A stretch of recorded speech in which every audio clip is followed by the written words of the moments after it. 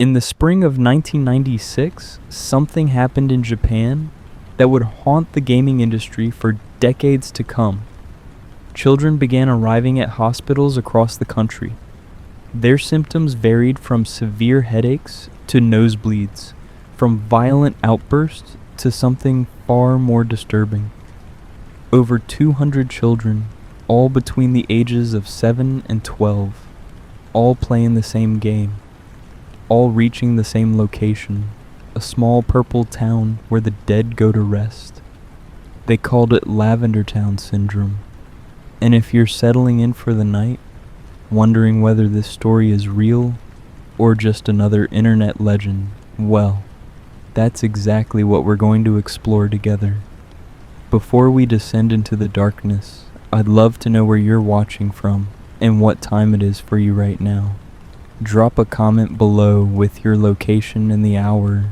It's always fascinating to see this community spread across different time zones, all drawn to the same mysteries. And if you're enjoying this deep dive into one of gaming's most disturbing legends, a like would mean the world and helps this content reach others who appreciate these darker corners of gaming history.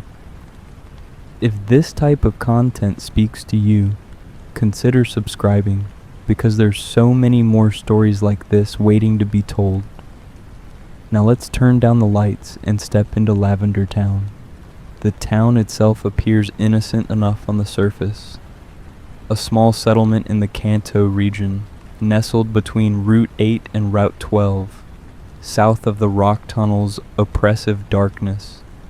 When players first arrived in Lavender Town during their journey through Pokémon Red and Green, they encountered something that felt fundamentally different from every other location they had visited. The color palette shifted to deep purples and browns. The cheerful townspeople found in places like Pallet Town or Cerulean City were replaced by mourners, their dialogue heavy with grief and loss. And then there was the music. That music became the center of one of gaming's most persistent and disturbing urban legends. The Lavender Town theme, composed by Junichi Masuda for the original Japanese release, utilized high-pitched tones and dissonant notes that created an atmosphere of genuine unease. It wasn't like the other town themes in Pokémon. There's no melody you could hum along to, no cheerful progression that made you feel welcome. Instead, it felt like walking through a place where joy had died long ago, where the very air carried the weight of countless losses. The legend began spreading on internet forums in the late 2000s, nearly a decade after the game's original release. It claimed that the first version of Pokémon Red and Green, released exclusively in Japan on February 27th, 1996, contained something dangerous in its code. The Lavender Town music, according to these stories, had been engineered with specific frequencies that could only be heard by children. Adult ears, fully developed and less sensitive to certain sound ranges, would miss these tones entirely. But children, with their more acute hearing, would receive the full impact of what some called binaural beats, a phenomenon where two slightly different frequencies played in separate ears create a third tone perceived only in the brain. The Creepypasta detailed how these hidden frequencies began affecting children almost immediately after the game's release. It started with headaches, parents dismissing their children's complaints as typical gaming fatigue, telling them to take a break from their Game Boys and go outside. But the headaches persisted even after the games were turned off. Some children reported nosebleeds that started without warning. Others became irritable, prone to sudden outbursts of anger that seemed completely out of character. Teachers noticed behavioral changes in their students. Kids who had been model pupils became disruptive, aggressive, unable to focus. Then came the hospitalizations. According to the legend, over 200 children were admitted to various hospitals across Japan, in the spring of 1996. The stories varied in their details, some claiming the number was as high as 300, others being more conservative with their estimates. But they all agreed on one horrifying detail. Many of these children had attempted to take their own lives. The methods described in these stories were disturbing in their specificity. Hangings, jumps from heights, acts of desperation from children who should have been thinking about nothing more serious than their homework and which Pokémon to train next. The Creepypasta went on to describe a massive cover-up. Game Freak, the developers of Pokémon, supposedly worked with the Japanese government to suppress news of the incident. They quietly recalled the affected cartridges, replacing them with versions where the Lavender Town music had been modified, the dangerous frequencies removed or lowered to safer levels. By the time Pokémon Red and Blue reached international markets 2 years later, in 1998, the music had been completely sanitized. Western players would never hear the original version, would never be exposed to the tones that had supposedly driven Japanese children to such dark places. The legend provided explanations for why the story never made mainstream news. Japan's strict privacy laws, particularly regarding minors, would have prevented detailed reporting on child suicides. The government, supposedly concerned about the damage such a scandal could do to one of Japan's most promising entertainment exports, applied pressure to keep the story contained. Gaming journalism at the time was still in its relative infancy, without the robust investigative apparatus it would later develop. And perhaps most convincingly, the story suggested that the parents of the affected children received substantial financial settlements in exchange for their silence, compensation that helped them cope with their loss while ensuring the truth remained buried. Supporting evidence began circulating alongside the main narrative. Users posted audio files claiming to be the original Lavender Town theme, complete with the supposedly harmful frequencies. These files, often titled things like Lavender Town Original Japanese Beta or Lavender Town 1996 version, would play for listeners who wanted to test whether they could hear the dangerous tones.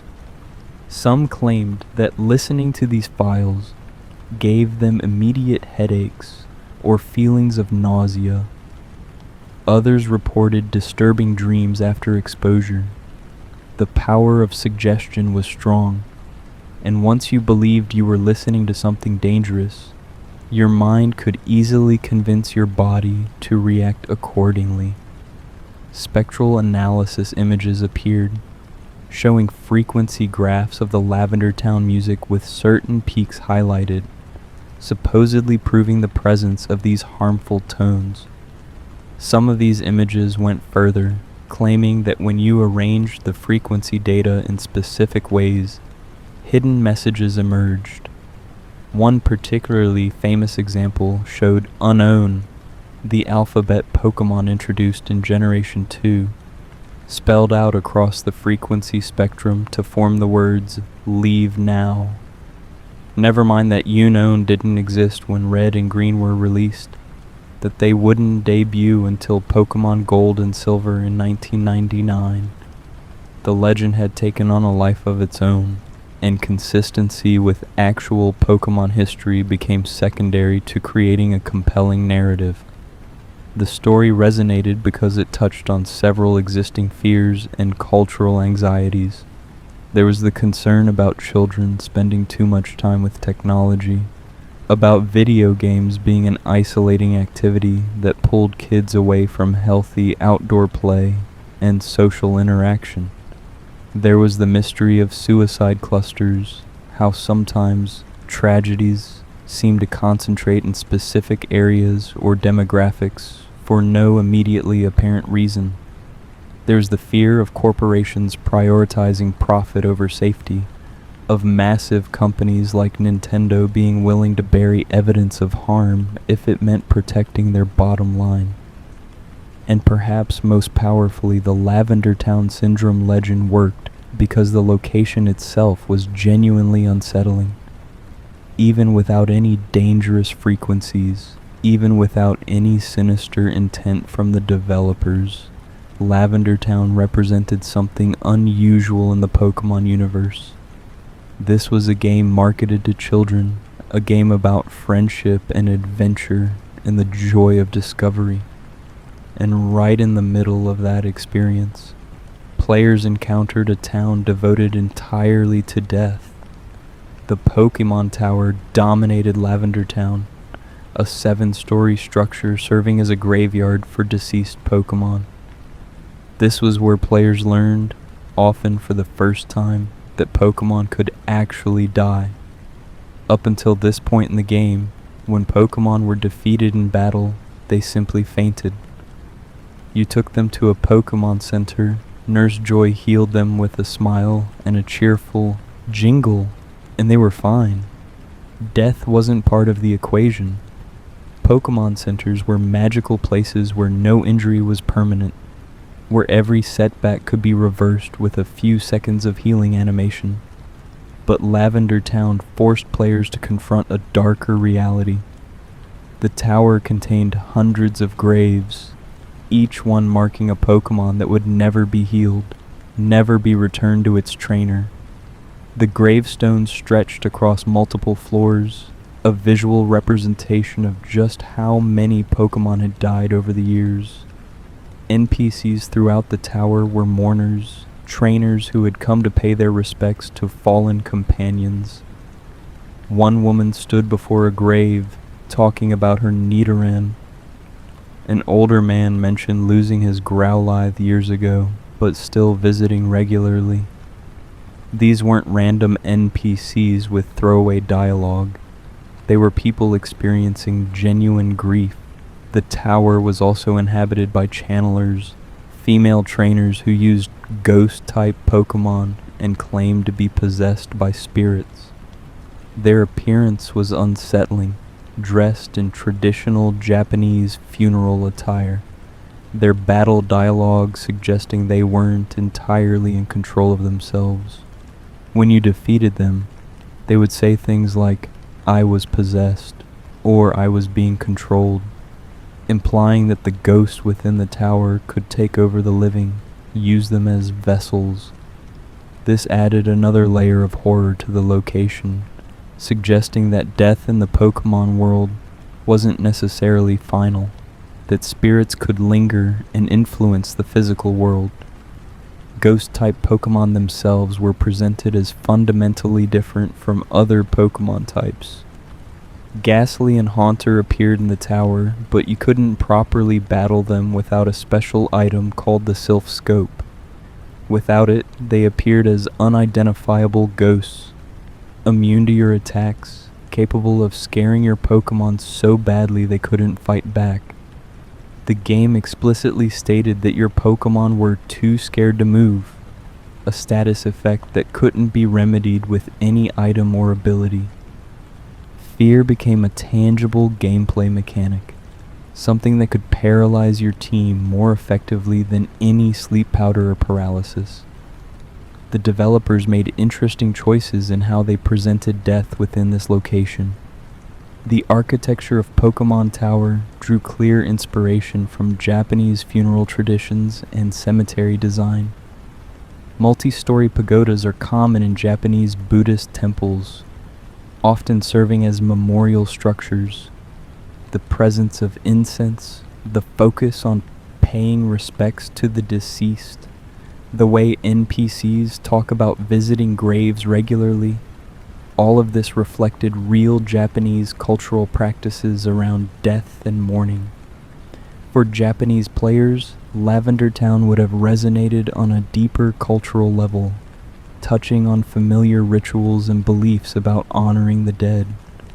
But there was also something distinctly unsettling about applying these serious cultural traditions to what was ostensibly a children's game about cute creatures. battling each other. The cognitive dissonance between Pokemon's generally lighthearted tone and Lavender Town's somber atmosphere created a space where darker interpretations could flourish. If the developers were willing to include a 7-story graveyard in their game, what else might they have included? If they were comfortable forcing children to confront Pokemon mortality, might they have also experimented with other disturbing elements? The music contributed enormously to this atmosphere. Even setting aside the legends about harmful frequencies, the Lavender Town theme was objectively creepy by video game standards of the time. It utilized high-pitched tones that sat at the edge of comfortable hearing ranges. The melody, such as it was, consisted of dissonant intervals that never quite resolved into anything harmonious. There was no bass line to ground the piece, no rhythmic structure to make it feel stable. Instead, it drifted, ethereal and unsettling, creating a sonic space that felt genuinely otherworldly. Junichi Masuda, the composer, has spoken in interviews about his approach to creating music for Pokémon. He wanted each location to have a distinct auditory identity for players to be able to identify where they were based purely on the background music. Lavender Town needed to sound like death, like mourning, like a place where the normal rules of the Pokémon world didn't quite apply. He succeeded perhaps too well. The theme became infamous, something players remembered decades later not because it was catchy, but because it made them fundamentally uncomfortable. From a sound design perspective, the composition did things that were unusual for Game Boy music.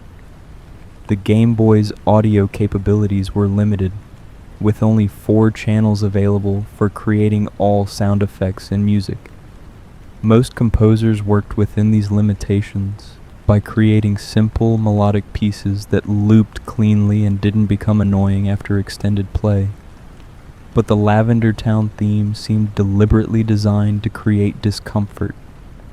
It used the upper registers of the Game Boy's sound chip, creating tones that could be physically grating to listen to for extended periods. The lack of a strong melodic hook meant that the piece never felt resolved, never gave your ear something satisfying to latch on to. When players first encountered this music, emerging from the rock tunnel into Lavender Town, the shift was dramatic.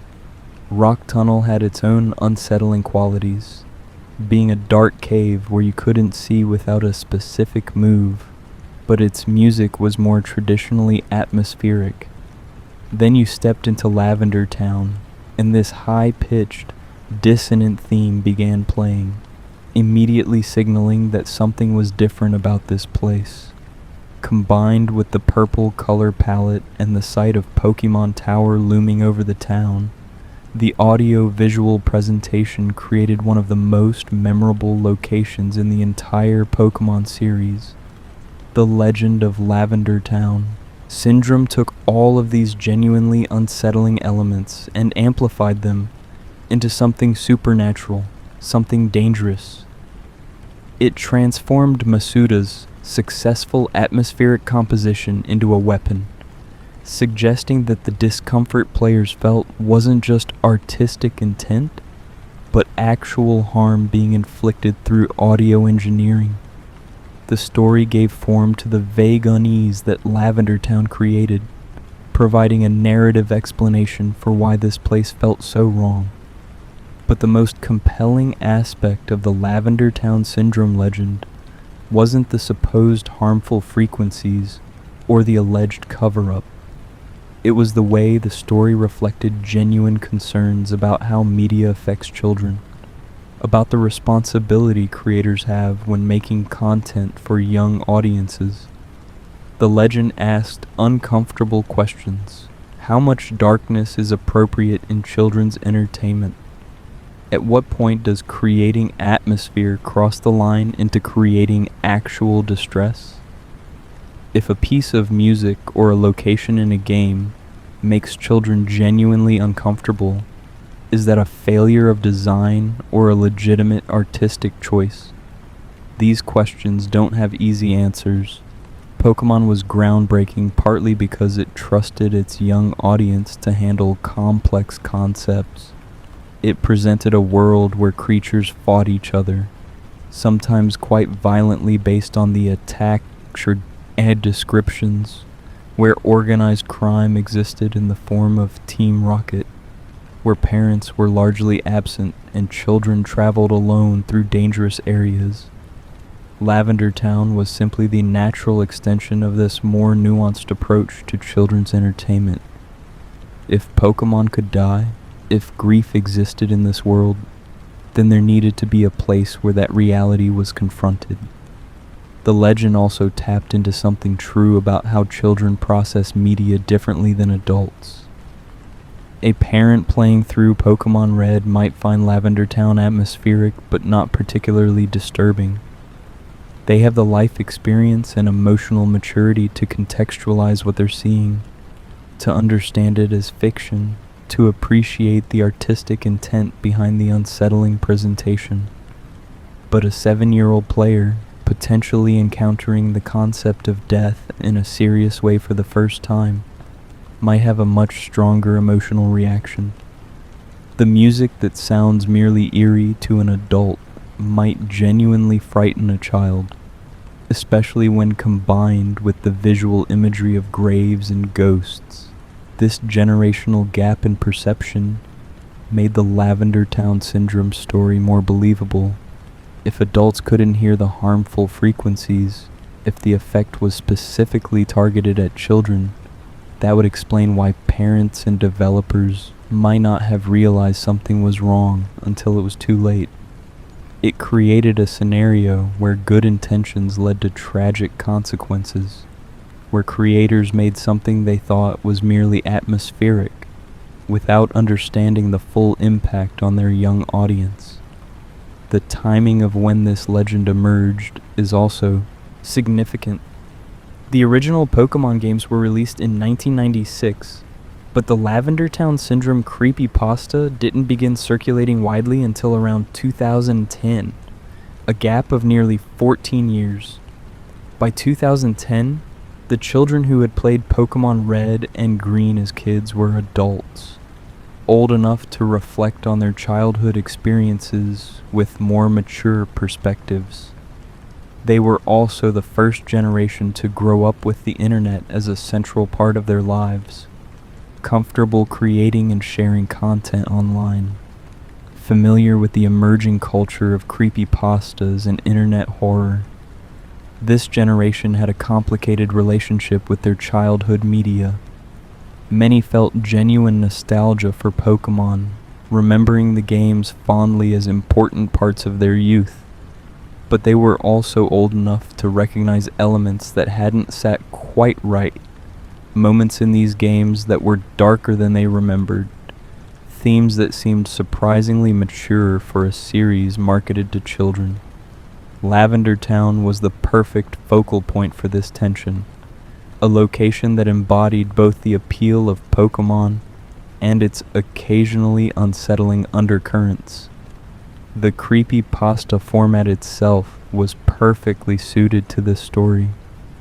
Creepypastas thrive on the mixing of real and fictional elements, on taking something familiar and twisting it into something sinister. The best creepypastas are those that seem like they could be true, that exist in the space between verifiable fact and obvious fiction. Lavender Town Syndrome hit this sweet spot perfectly. The music was real and genuinely unsettling.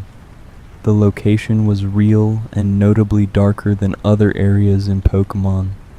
The physiological effects described, headaches and nosebleeds from exposure to certain frequencies, were based in real science, even if exaggerated. The supposed cover-up explained why no one had heard this story before, why there was no official documentation of these events. As the legend spread, it accumulated additional details and variations. Some versions claim that only children with certain types of epilepsy or sensory sensitivities were affected. Others suggested that the effect was cumulative, that children needed to be exposed to the music for extended periods before symptoms appeared. There were stories about specific individuals, named victims who supposedly left suicide notes mentioning Lavender Town. Some versions even included details about which hospitals received the most patients, which regions of Japan saw the highest concentration of incidents. People began claiming to have personal connections to the story. Comments appeared on forums from users saying their cousin's friend had been affected, or they remembered their own childhood headaches when reaching Lavender Town, or they knew someone who worked at Nintendo during that time and could confirm the cover-up. These personal testimonies, even when obviously fabricated or based on false memories, added weight to the legend, making it feel more real and immediate. The story also benefited from being set in Japan, a country that many Western fans of Pokémon found culturally distant and somewhat mysterious.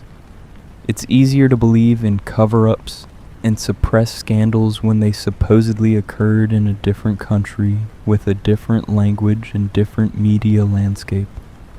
Western fans couldn't easily verify or debunk claims about Japanese news coverage from 1996. The language barrier created a buffer where the legend could flourish, protected from easy fact-checking. But the most important reason the Lavender Town Syndrome legend persisted and spread was simple. It was a good story. It had all the elements of effective horror: innocent victims, children just trying to enjoy a game, a threat that was invisible and insidious, frequencies that couldn't be seen or easily detected, a massive corporation willing to bury the truth, and at the center of it all, a location that players actually remembered from their own childhood, a place that had made them uncomfortable even without any supernatural elements. The legend transformed personal memories of feeling creeped out by Lavender Town into something more significant. It validated those childhood feelings of unease, suggesting that there had been something genuinely wrong with this place, that the discomfort wasn't just childish overreaction, but a response to actual danger. For people who had felt frightened or disturbed by Lavender Town as children, the syndrome story provided an explanation, even if that explanation was entirely fictional. In some ways, the legend became more real than the truth. Ask people about Lavender Town today, and many will immediately mention the suicides, the harmful frequencies, the cover-up. These elements have become inextricably linked to the location in popular culture, repeated so many times that they've achieved a kind of truthiness, feeling like they must be based on something real, even when you know they're not. The Creepypasta has become part of Lavender Town's actual legacy, shaping how subsequent generations of players experience this location. Game Freak and Nintendo have never officially commented on the Lavender Town Syndrome legend, at least not directly. Their silence is probably the right approach. Dignifying an elaborate creepypasta with an official denial might only draw more attention to it, make it seem more credible than it deserves. Better to let it exist in the realm of internet folklore, a story that some people believe and others dismiss, without the company taking a definitive stance. But here's what we can say with certainty about the original Lavender Town music and its supposed harmful effects. There were no mass hospitalizations of children in Japan in 1996 due to Pokémon. No Japanese news outlets reported on any such incidents. No hospital records document a sudden influx of children with Pokémon-related injuries or psychological trauma. No parents came forward claiming their children were harmed by the game, The supposed cover-up would have required the cooperation of dozens of hospitals, hundreds of families, multiple government agencies, and countless journalists, all maintaining perfect silence for decades. This isn't how cover-ups work, especially not in democracies with free press. The frequencies in the original Japanese version of Lavender Town's music were high-pitched and dissonant, but they weren't dangerous. They existed well within the normal range of human hearing, in frequencies that children could hear more clearly than adults, but that weren't harmful to anyone. The Game Boy's audio hardware was incapable of producing sounds at frequencies high enough to cause the kind of physiological damage described in the legend. And even if it could, game developers in 1996 didn't have the knowledge or tools to engineer binaural beats that could drive children to suicide. That's not how sound affects the human brain. In fact, when audio engineers have analyzed the Lavender Town music from both the original Japanese release and later versions, they've found that while there were some differences, none of them constituted removing dangerous frequencies. The original Japanese red and green versions did have slightly higher pitched tones and a harsher, more dissonant quality compared to later releases.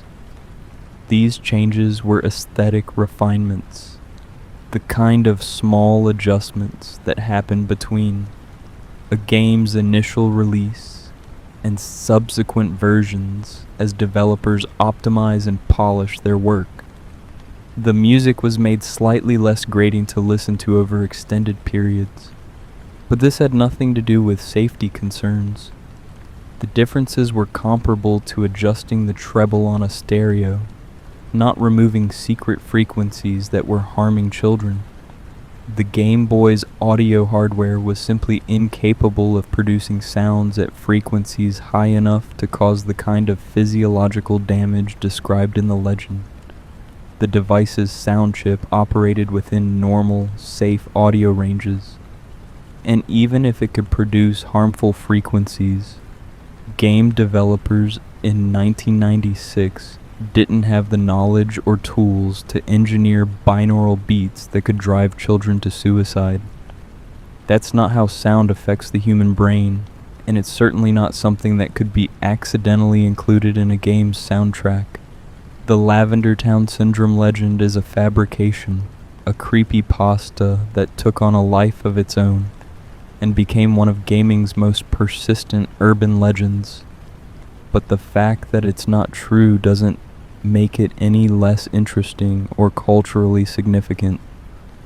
The legend tells us something important about how we interact with media, how we remember our childhood experiences, and how stories can shape our perception of reality.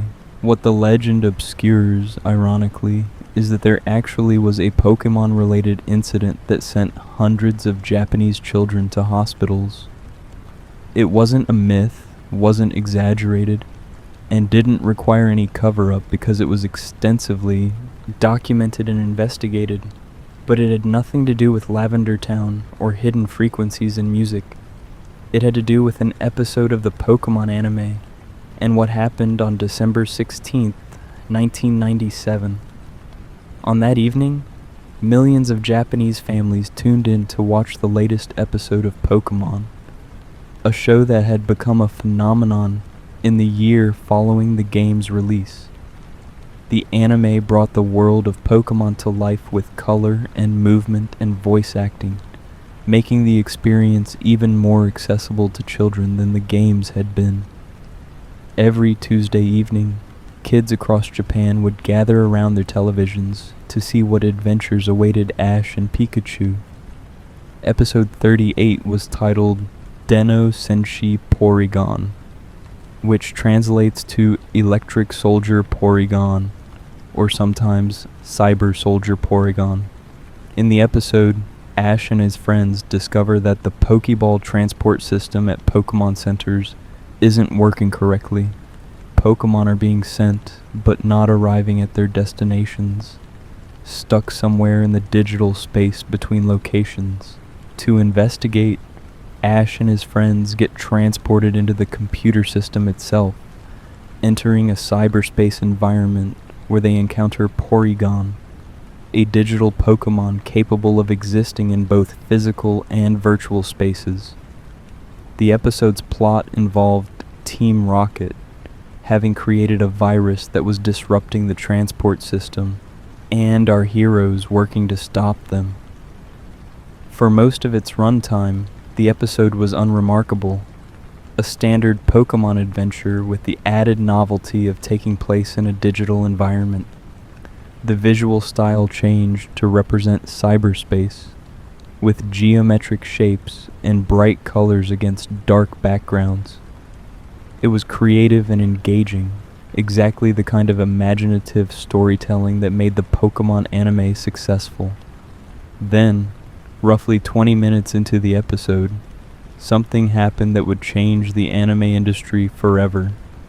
Pikachu used Thunderbolt to destroy incoming missiles, creating an explosion that was represented on screen as rapid flashes of red and blue light. The sequence lasted approximately 4 seconds. The flashes occurred at a rate of about 12 times per second, alternating between bright red and bright blue, filling a significant portion of the screen. It was meant to be a dramatic visual effect, representing the intensity of the explosion in cyberspace. For most viewers, it was briefly disorienting, but not particularly harmful. Adults watching with their children might have found it uncomfortable, might have looked away from the screen for a moment, but experienced no lasting effects. But for a significant number of children, those 4 seconds of flashing lights triggered violent physiological reactions. Within minutes of the scene airing, phone lines to emergency services across Japan began lighting up. Parents reported that their children had suddenly started convulsing, had fallen from their seats, were unresponsive or confused. Some children complained of severe headaches or nausea. Others experienced temporary blindness, reporting that their vision had gone dark or that they were seeing strange patterns. The reports came from all over Japan, from Hokkaido in the north to Kyushu in the south, from major cities and small rural towns. By the time the episode ended at 7 p.m., ambulances were racing to homes across the country. Hospitals began receiving children in waves, their symptoms ranging from mild discomfort to full seizures.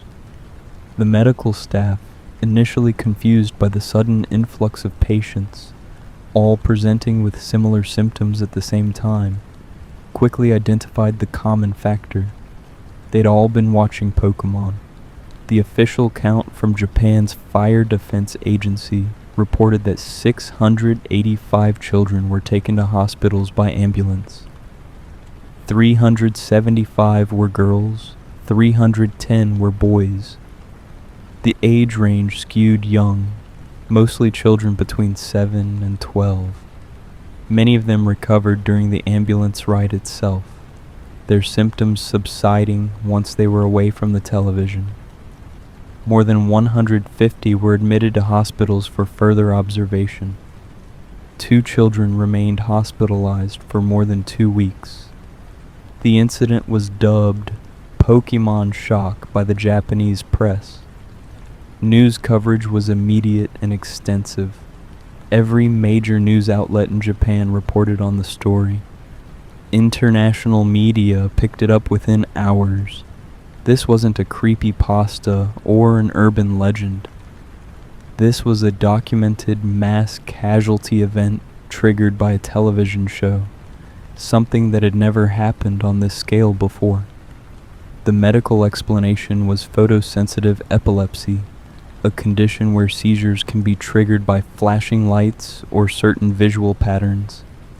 It's a well-documented phenomenon, affecting approximately 1 in 4,000 people. Most people with photosensitive epilepsy know they have the condition and take precautions, avoiding strobe lights and certain types of visual media. but many of the children affected by the Pokémon episode had never had a seizure before. For them, this was the first indication that they had this sensitivity. The sequence in the Porygon episode was particularly dangerous because it combined several factors that make photosensitive seizures more likely. The flashes were in the red spectrum, which is known to be more triggering than other colors.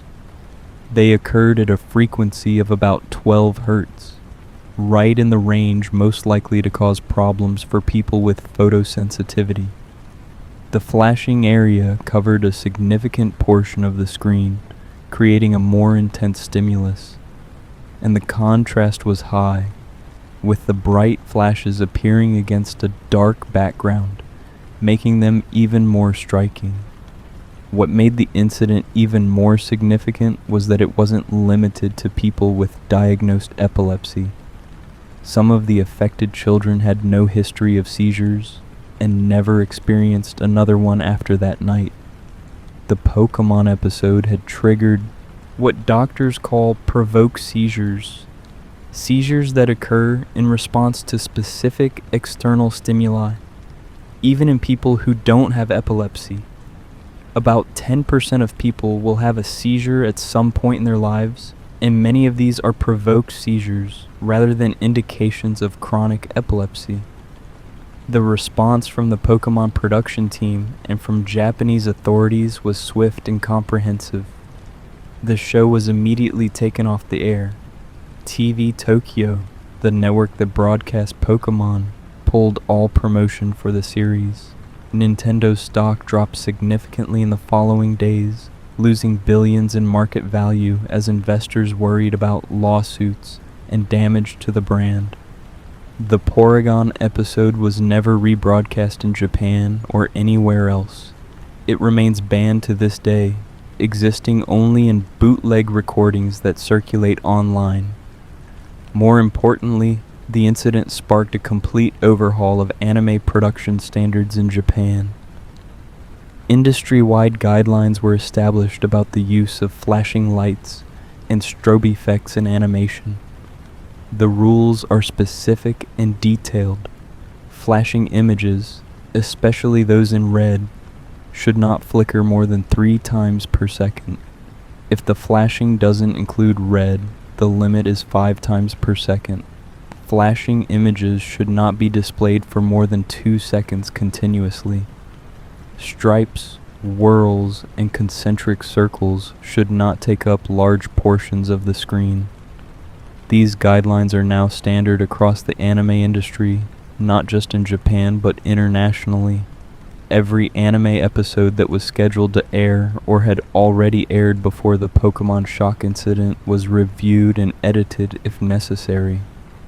Scenes with rapid flashing lights were dimmed, slowed down, or removed entirely. The opening sequence of Pokémon itself was modified, with certain lightning effects and screen transitions being altered to reduce the risk of triggering seizures.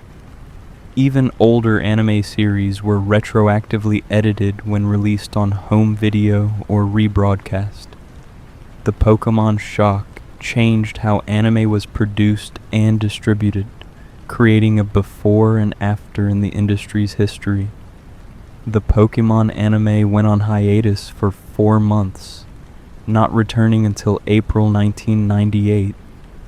When it came back, there was a special announcement at the beginning of every episode, warning viewers to watch in a well-lit room and to keep distance from the television screen. These warnings became standard not just for Pokémon but for many anime series, persisting to this day. If you've watched anime and noticed the health warnings at the beginning of episodes, you're seeing a direct consequence of the Pokémon shock incident. Porygon, the digital Pokémon featured in the episode, became an unfortunate scapegoat. Despite the fact that Porygon didn't cause the problematic flashing, it was Pikachu's Thunderbolt attack that created the dangerous animation. Porygon has never had a major role in the Pokémon anime again. The Pokémon appeared briefly in background shots in a few movies, but has been essentially banned from the series. This is particularly unfair because Porygon was actually trying to help in the episode, was one of the good guys, but the association with the incident was too strong. In one of the more ironic twists in Pokémon history, the franchise's mascot, Pikachu, who was actually responsible for the attack that caused the flashing, faced no consequences, while Porygon was erased from the anime canon. The Pokémon shock incident had several long-term effects beyond the immediate changes to anime production. It raised awareness about photosensitive epilepsy and led to more people, especially children, being screened for the condition. Many of the kids who had seizures while watching the episode were subsequently diagnosed with photosensitive epilepsy and were able to take precautions to avoid future incidents. In a strange way, the Pokémon episode may have actually prevented future seizures by helping identify people with this sensitivity. The incident also changed how warnings are handled for all forms of visual media. Video games began including epilepsy warnings in their manuals and on screen at startup. Movie theaters started posting notices about films that contained strobe effects or intense flashing lights. Music venues and concerts became more careful about their lighting effects. The Pokémon shock created awareness that rippled out far beyond the anime industry, affecting how we think about visual media and its potential effects on viewers. For Pokémon as a franchise, the incident could have been catastrophic. In another timeline, the Pokémon shock might have killed the series, might have made Pokémon too controversial for parents to allow their children to engage with. But Pokémon survived, partly because the response was so thorough and transparent. There was no cover-up, no attempt to minimize what had happened. The production team took responsibility, made changes, and worked with medical professionals to ensure it wouldn't happen again. The transparency helped maintain trust with audiences, even after such a serious incident. The contrast between the Pokémon shock and the Lavender Town syndrome legend is instructive. One was real, documented, and led to meaningful changes in how media is produced. The other is a fabrication that persists despite being easily disprovable. Yet the fictional Lavender Town syndrome is probably more widely known than the actual Pokémon shock incident, at least among English-speaking audiences. The Creepypasta has more cultural staying power than the documented event. This says something interesting about how we process information and construct narratives. The Lavender Town syndrome legend is compelling because it fits archetypal patterns of conspiracy and cover-up, because it attaches to something players already found unsettling, because it provides a simple narrative explanation for complex feelings of childhood discomfort. The Pokémon shock incident, while dramatic, doesn't have the same mythological weight. It was a tragic accident, not a conspiracy. It was handled transparently, not covered up. It doesn't feed into our suspicions about corporations hiding the truth, but the fact that the Pokémon shock actually happened adds a layer of plausibility to the Lavender Town syndrome legend. Even though the two events are completely unrelated, when people hear about Lavender Town syndrome and think it sounds too outlandish to be true, someone can point to the Pokémon shock and say, well, Pokémon actually did hospitalize hundreds of children, so is it really that hard to believe? The real incident provides cover for the fictional one, making the Creepypasta seem more credible by association. This convergence of fiction and reality around Pokémon and child safety has created a strange situation where sorting out what actually happened requires more effort than most casual fans are willing to invest. It's easier to accept the general narrative that Pokémon had some dark incidents in its early days, that there were problems with music and animation affecting children, without worrying too much about which stories are true and which are fabrications. The truth becomes less important than the mythology, and the mythology serves to make Pokemon's history seem more interesting and mysterious than it actually was. Standing at the intersection of these two stories, the fake Lavender Town syndrome and the real Pokemon shock, we can see how legends form and persist. We can see how real events can be twisted or appropriated to support fictional narratives.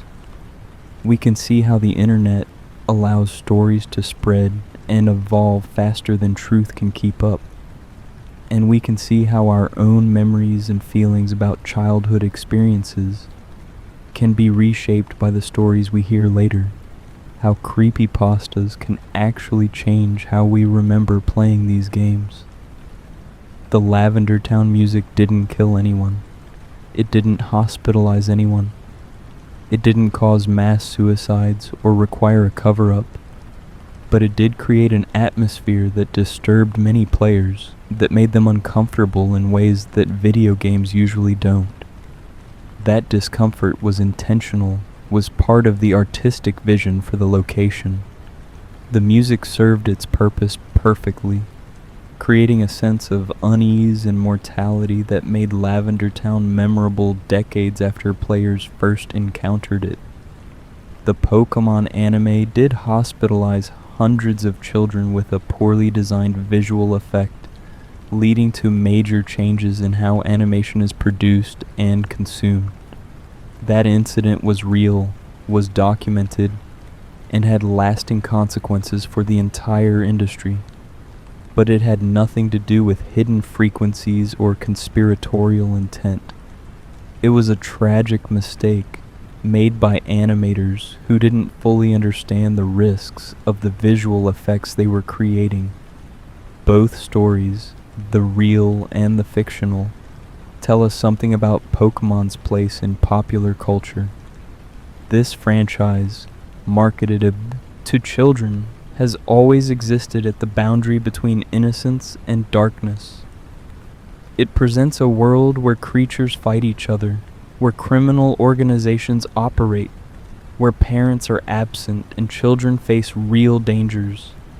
Lavender Town and Pokemon Tower were simply the most direct confrontation with mature themes, the place where the game explicitly addressed death and grief. The willingness of Pokemon's creators to include these darker elements is part of what made the franchise successful. Children appreciate being taken seriously, being presented with stories that don't talk down to them, or pretend that difficult emotions don't exist. Lavender Town worked because it trusted young players to handle a location that dealt with death, to process those themes and come out the other side with a richer understanding of the world the games were presenting. But that darkness also created space for legends to grow.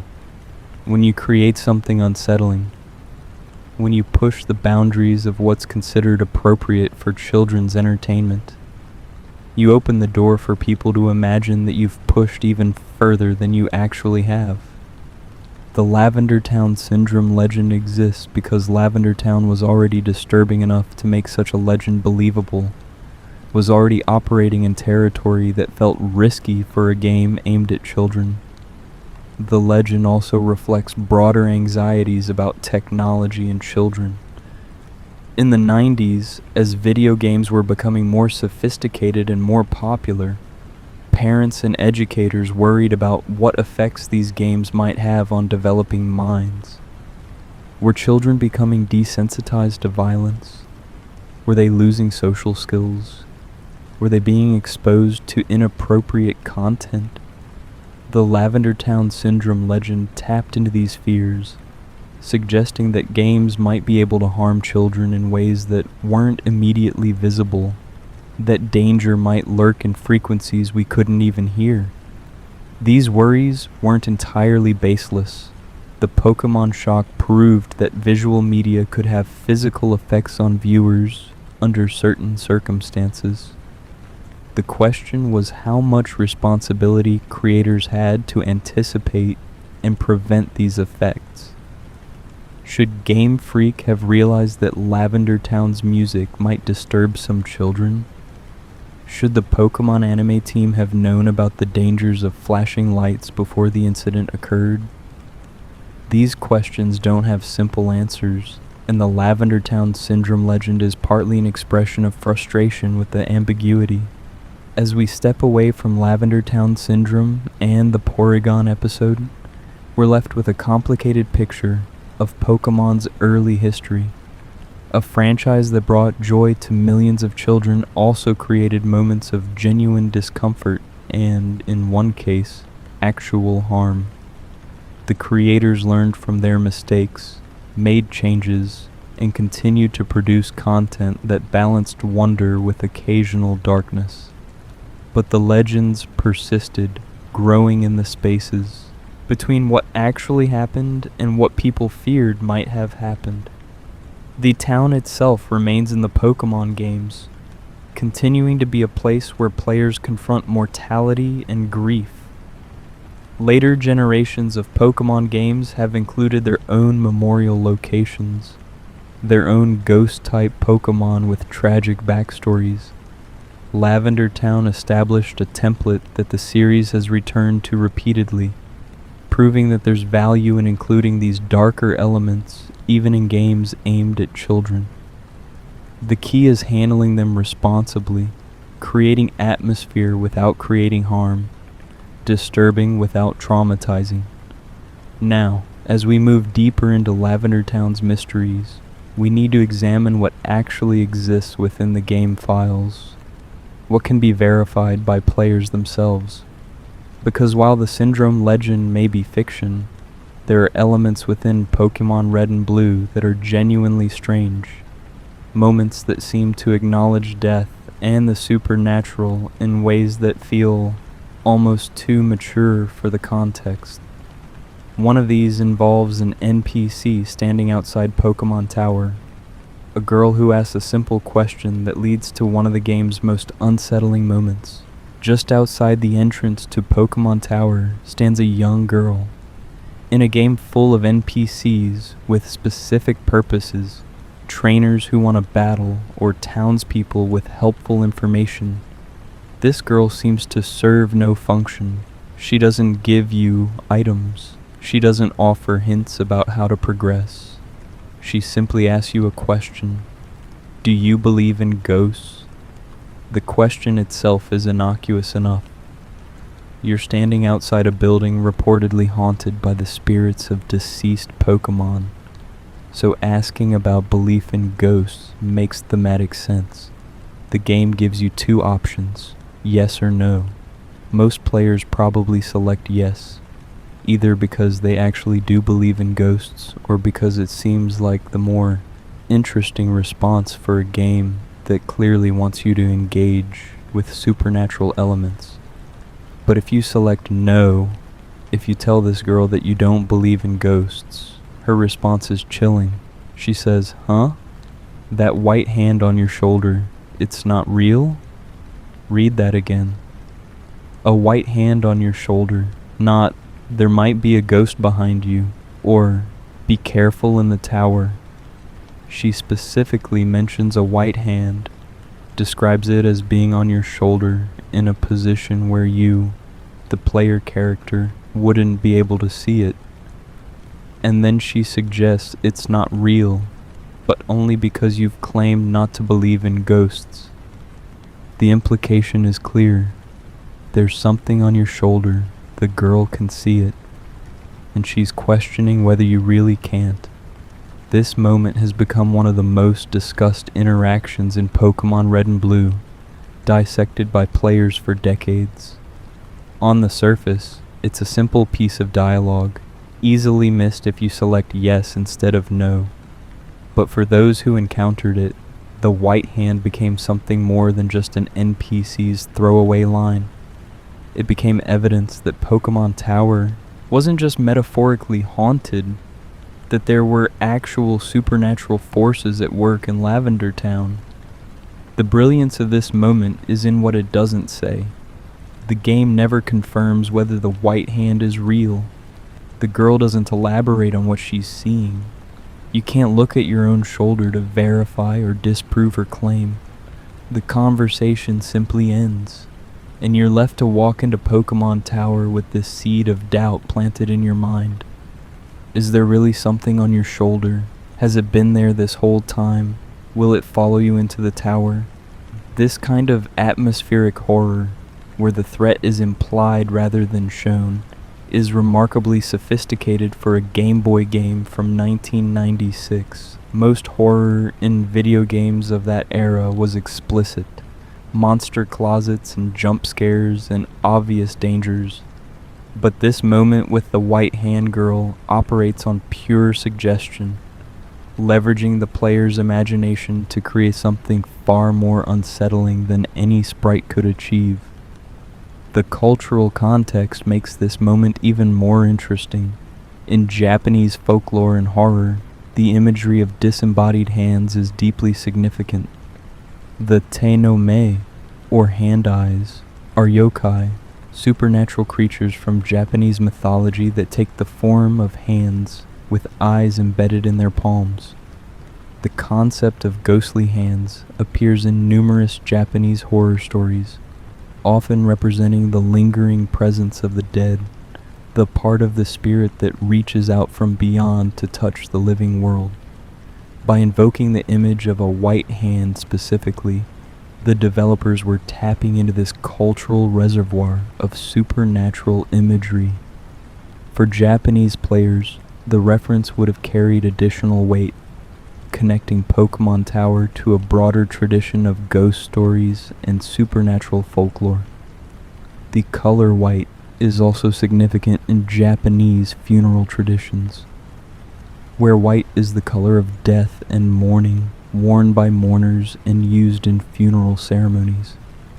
But the white hand doesn't just exist as a single mention by one NPC.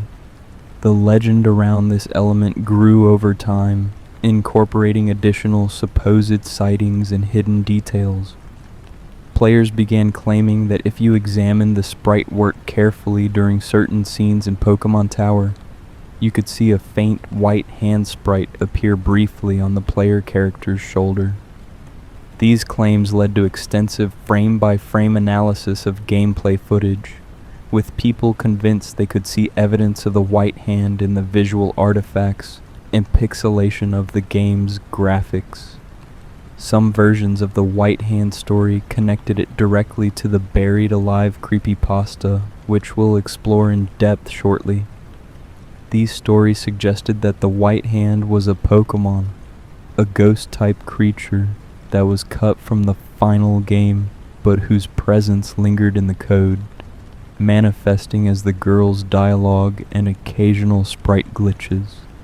The supposed connection between the girl's warning and a cut enemy gave the legend more structure, suggesting a cohesive narrative running through Lavender Town's development.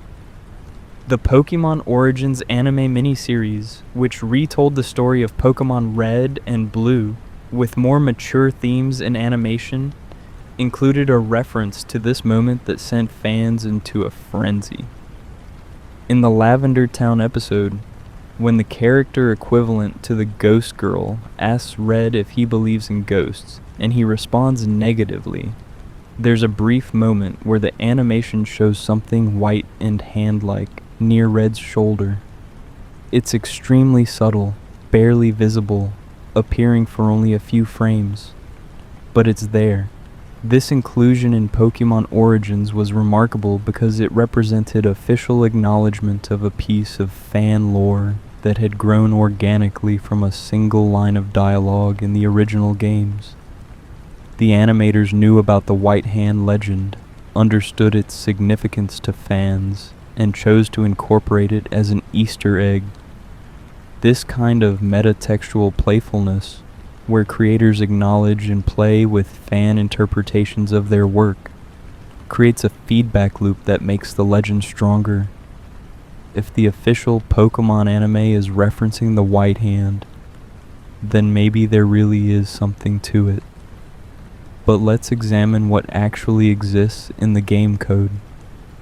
Players with the technical knowledge and tools to examine Pokémon Red and Blue's programming have done extensive searches for any hidden white hand sprite or unused ghost Pokémon data. The results are definitive. There is no white hand sprite in the game files. There's no hidden Pokémon that matches the description from the creepypastas. The girl's dialogue exists, but it's just text, not connected to any visual elements or hidden enemies.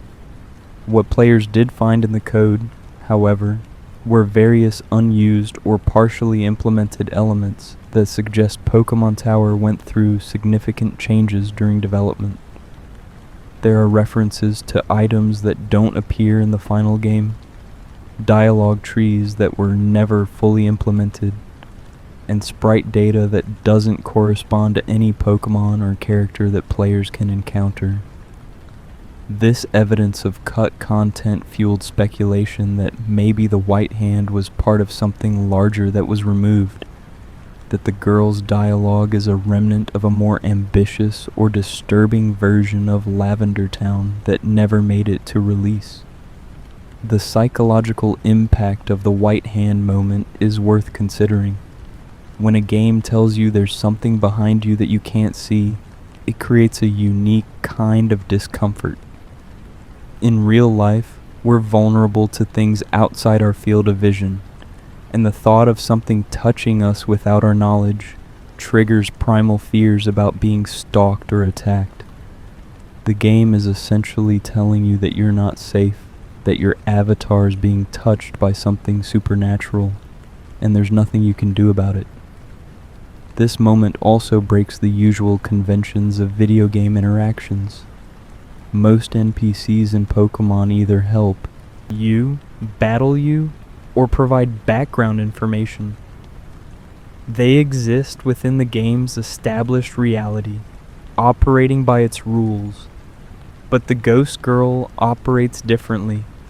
She's talking about something that exists outside the normal gameplay mechanics, something that the game systems don't acknowledge but that she insists is present.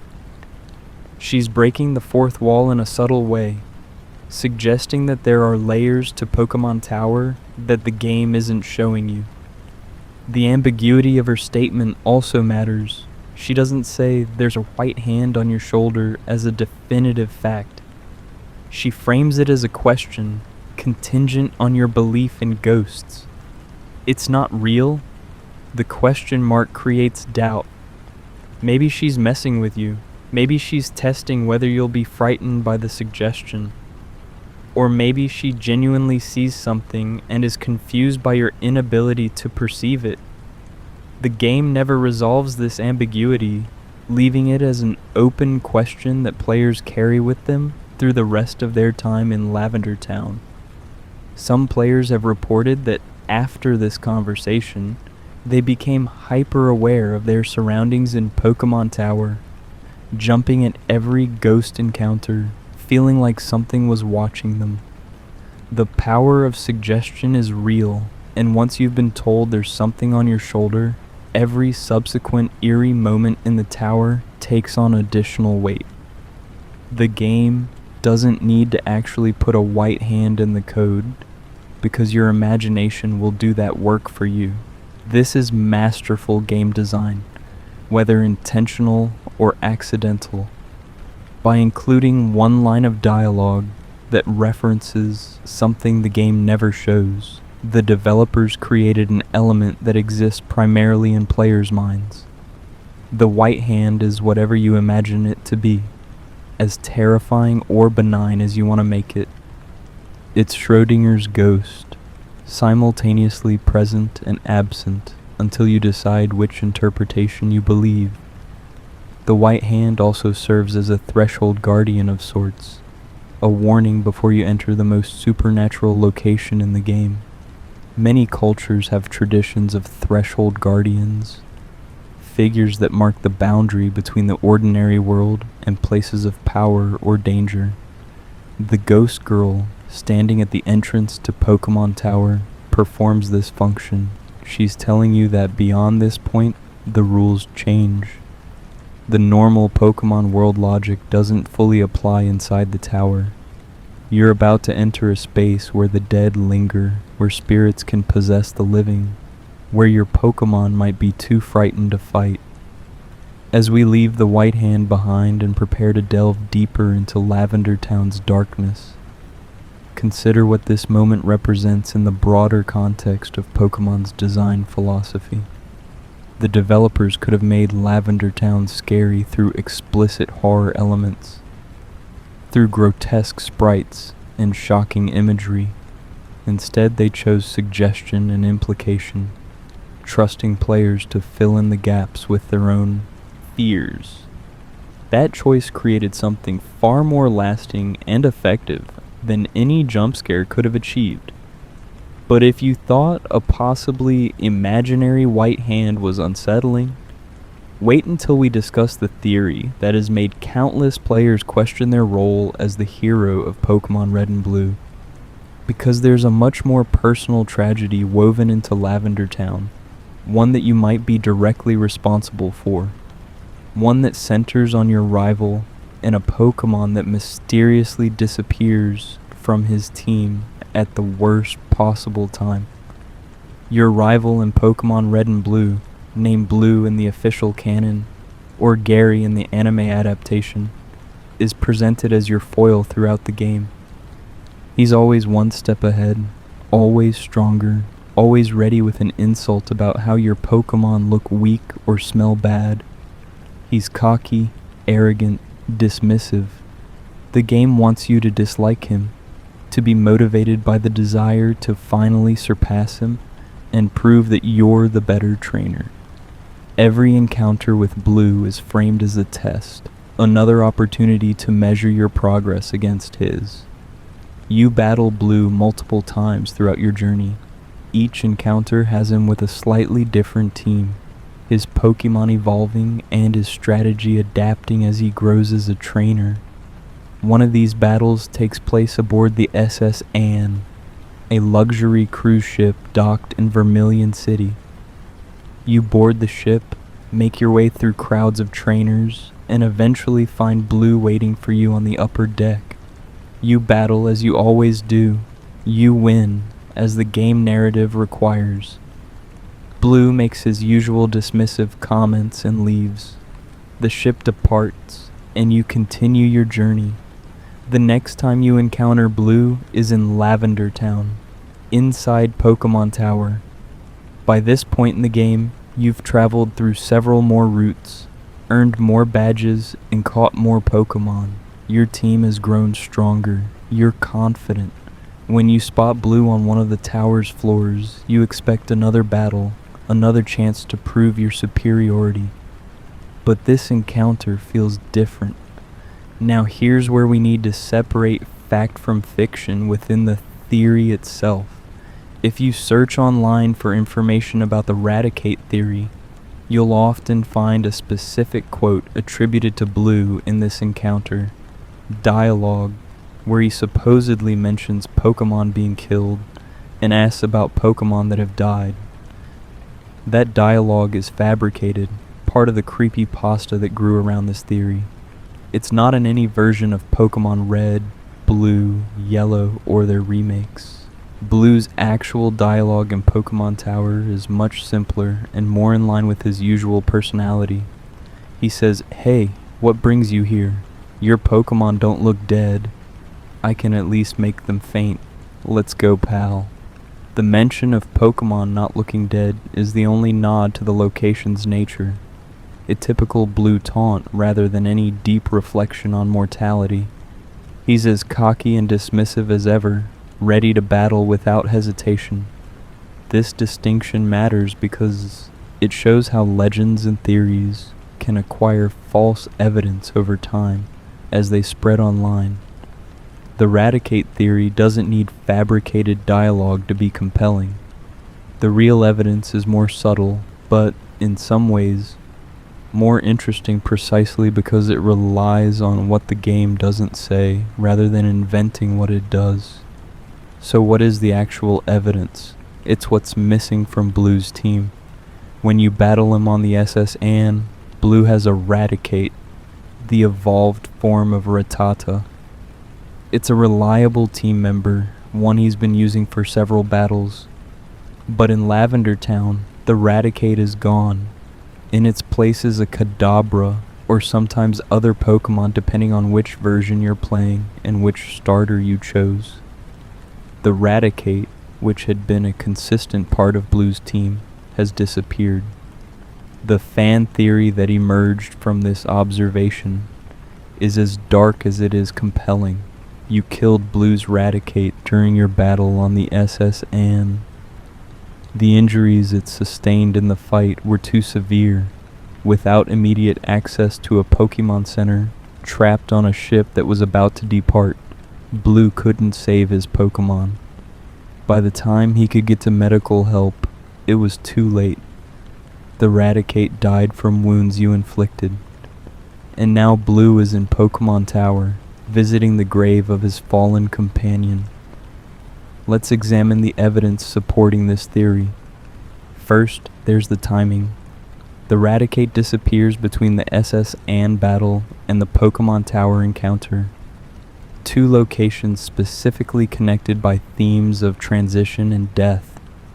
The SS Anne is your last battle before entering the middle section of the game, a symbolic passage. Pokemon Tower is a literal graveyard. The juxtaposition is striking. Second, there's Blue's location when you encounter him in the tower. He's not there to catch Pokemon, those dialogue mentions making them useful for his Pokédex. He's not there as part of his badge quest, since Lavender Town has no gym. He's there for a reason, and given the nature of Pokemon Tower, that reason could relate to mourning or remembrance. What else would bring him to a Pokemon graveyard?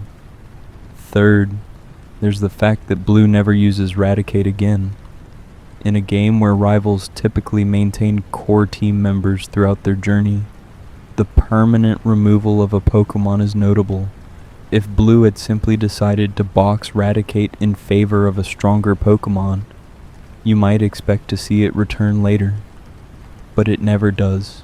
From Lavender Town onward, Raticate is gone from Blue's roster entirely. Fourth, there are the constraints of the SS Anne sequence. When you board the ship, it's about to depart on a long voyage. There's no Pokemon Center on board. The ship leaves immediately after you complete your business there, as indicated by it being gone when you return to Vermilion City. If a Pokemon was critically injured during this window, there would be no way to get proper medical attention. The timing creates a plausible scenario where a Pokemon could die, despite the usual safety nets of Pokemon Centers. From a narrative perspective, this theory transforms your relationship with Blue. Throughout the game, you're positioned as the hero, the good trainer who treats Pokemon with kindness and respect. Blue is the jerk, the rival who cares only about strength and winning. But if this theory is true, then you're responsible for causing Blue genuine grief, for killing a Pokemon he had trained and bonded with. The moral clarity of your rivalry becomes muddied. Maybe Blue's hostility is justified. Maybe his obsession with becoming stronger is driven by a need to ensure he never loses another Pokemon, the way he lost Raticate. Consider how this reframes Blue's character arc. After Lavender Town, he becomes more focused, more serious. His insults are less playful, more pointed. He trains harder, acquires stronger Pokemon, becomes more strategic in battle. If he's carrying the grief of losing Raticate, this change in demeanor makes perfect sense. He's someone who learned the hard way that Pokemon battles have consequences, that losing can mean more than just a setback to your journey. It can mean permanent loss. The theory also adds layers to your final confrontation with Blue at the Pokemon League. When you defeat him and become champion, you're not just surpassing a rival, You're potentially opening old wounds, reminding him of the Pokémon he lost because of you, proving that even his hardest training wasn't enough to prevent history from repeating itself. His grandfather, Professor Oak, praising you while barely acknowledging Blue's achievement takes on new cruelty. If Blue has been carrying this private grief throughout his journey. But we need to consider the counter-arguments. The most straightforward explanation for Raticate's disappearance is simple game design. Pokémon games frequently adjust rival teams to maintain appropriate difficulty curves and type diversity. Raticate, while useful early game, becomes less viable as you progress into mid-game content. Replacing it with Pokémon like Kadabra or Growlithe makes sense from a game balance perspective. The developers needed to keep Blue's team challenging without being impossible, and that meant swapping out weaker Pokémon for stronger ones. There's also the fact that Blue never explicitly mentions Raticate or mourns its loss. If the developers intended for players to understand that Blue's Pokémon had died, they could have included dialogue making this clear. Blue could have said something like, "I lost a companion recently," or "I'm here because of Raticate." The absence of any direct reference to the Pokémon's fate suggests that the developers didn't intend for players to interpret its removal as death. Additionally, the game never shows Pokémon dying in battle. The consistent message throughout Pokémon is that defeated Pokémon faint, not die. Pokémon centers can revive Pokémon from any state of injury. The entire premise of the game's battles relies on the understanding that no permanent harm comes to Pokémon from fighting. Introducing actual death as a possibility for player or rival Pokémon would undermine this core mechanic and create disturbing implications for every battle in the game. The theory also requires accepting some narrative inconsistencies. If Blue was so devastated by Raticate's death that he's visiting its grave in Pokémon Tower, why does he still battle you when you encounter him there? Why doesn't he show more obvious signs of grief? Why does he continue to be hostile and competitive rather than reflective or somber? The theory asks us to read deep emotional subtext into a character whose surface presentation doesn't particularly support it.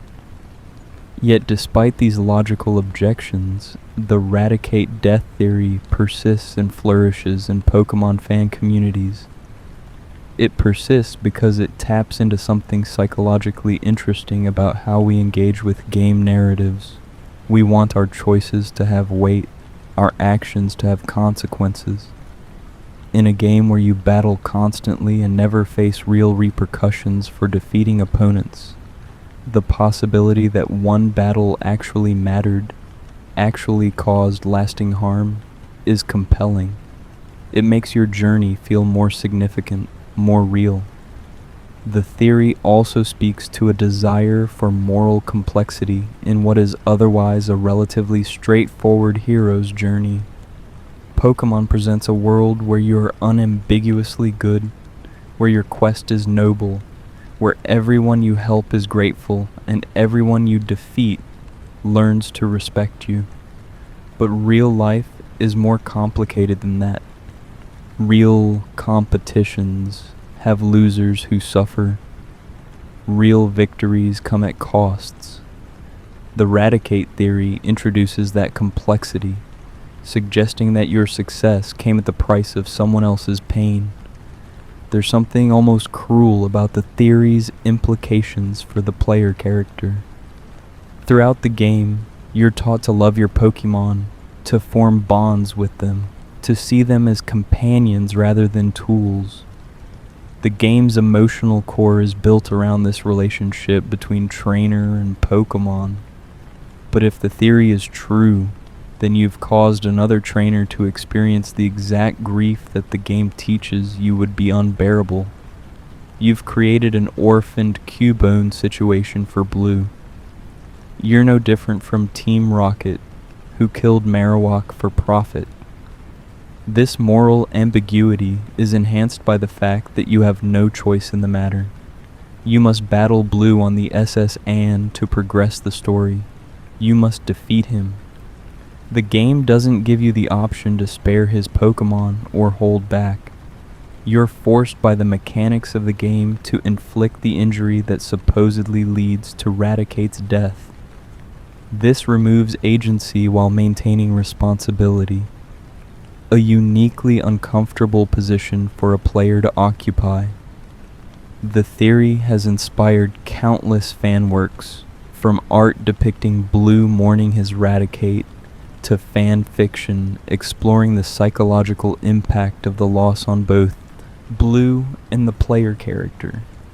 These creative interpretations often portray Blue as a more sympathetic figure than the game presents him, someone struggling with grief and trauma while maintaining a facade of confidence and aggression. The player character, meanwhile, is often shown grappling with guilt, awareness of the harm they've caused, unable to apologize or make amends because the game narrative doesn't allow for that kind of interaction. Some versions of the theory go even further, suggesting that Blue's entire character arc is defined by this loss. His obsession with becoming champion isn't just ambition, it's a promise made at Raticate's grave. His training becomes a memorial, every victory a tribute to the Pokémon he failed to protect. When you defeat him at the Pokémon League, you're not just taking the championship from him, you're invalidating the meaning he tried to construct from his loss. His grandfather's disappointment becomes the final indignity, suggesting that even his grief-driven determination wasn't enough to make him worthy of recognition. The Raticate theory also highlights how much of game narrative exists in the spaces between explicit story beats. The game never tells you what Blue does between your encounters with him. You see him at specific locations, battle him, and then he's gone until the next scripted meeting. But he exists in the game world independently, traveling the same routes you do, having experiences you never witness. The theory fills in one of these gaps, creating a narrative for what happened after the SS Anne, for why Blue is in Lavender Town, for what changed in his approach to being a trainer. This kind of fan theorizing is a form of collaborative storytelling, where players take the framework provided by the game and build additional meaning on top of it. The developers created a world and a story, but they left enough ambiguity and space that players could imagine their own interpretations, their own explanations for the details that don't quite add up. The Raticate theory is players doing the work of creating emotional depth that the original game, with its technical limitations and target audience, couldn't explicitly include. Whether the theory is true according to authorial intent doesn't really matter at this point. The theory exists, has been accepted as headcanon by a significant portion of the fan base, and has influenced how subsequent Pokémon games handle rival characters and team changes. Later games are more careful about explaining why rival Pokémon disappear from teams, often including explicit dialogue about Pokémon being sent home or put in storage. The developers learned that players notice these details and create narratives around them. As we transition from Blue's possible loss to our next dark element, consider how Lavender Town functions as a space where players confront the consequences of Pokémon battles. The Raticate theory, even if unintended, fits perfectly with the town's themes. This is where you learn that Pokémon can die. This is where you see the cost of Pokémon training in the hundreds of graves filling the tower. And this is where you might realize that you've contributed to that death toll, that your hands aren't as clean as you thought. But we're not done exploring the disturbing legends that grew around Pokémon Tower, Because if the white hand was a warning and blue's Raticate was a consequence, what we're about to discuss is pure horror, a supposed encounter that was cut from the game because it was simply too terrifying for children to experience. An enemy that wasn't a Pokémon but something far worse, something that was buried alive, deep in the code of Pokémon Red and Green, or so the legend claims. There existed a battle that was never meant to be seen, a secret encounter that the developers created and then removed before release, leaving only fragments and echoes in the game files. This supposed battle was with an entity called Buried Alive, and according to the Creepypasta, it represented the true final challenge of Pokémon Tower, a boss fight so disturbing that Game Freak decided it crossed too many lines. The Buried Alive legend describes this entity as appearing at the top floor of Pokémon Tower, where in the final game you encounter the ghost of Marowak and then Team Rocket. But in this alternate version, after dealing with everything else the tower could throw at you, you would encounter a gravestone that, when examined, would begin speaking to you. The dialogue was simple but chilling. You're here. A pause. I'm trapped. Another pause. And I'm lonely. The final line. So very lonely. Won't you join me? After this dialogue, the battle would begin. The opponent wasn't a Pokemon trainer or a spirit, but something the game code referred to as Berryman. The sprite, according to detailed descriptions in various versions of the Creepypasta, showed a decaying human corpse attempting to crawl out of the ground. The figure was depicted emerging from soil, its body twisted and decomposed, arms reaching upward in a desperate attempt to escape its grave. The level of detail described in these accounts far exceeded anything else in Pokémon Red and Green sprite work, supposedly making the image even more jarring and disturbing when it appeared.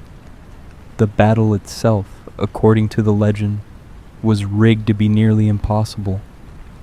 Buried Alive wasn't a Pokémon, so normal battle rules didn't fully apply. The entity's team consisted of 2 White Hands and a Gengar, with the White Hands supposedly being the source of the Ghost Girl's warning outside the tower. These White Hands were described as shriveled, decaying appendages with realistic details showing flesh peeling from bone, tendons dangling from wrists, a level of gore that would never appear in an actual Pokémon game. The White Hand Pokémon, as described in the Creepypasta, had 2 unique attacks, Fist and Brutal.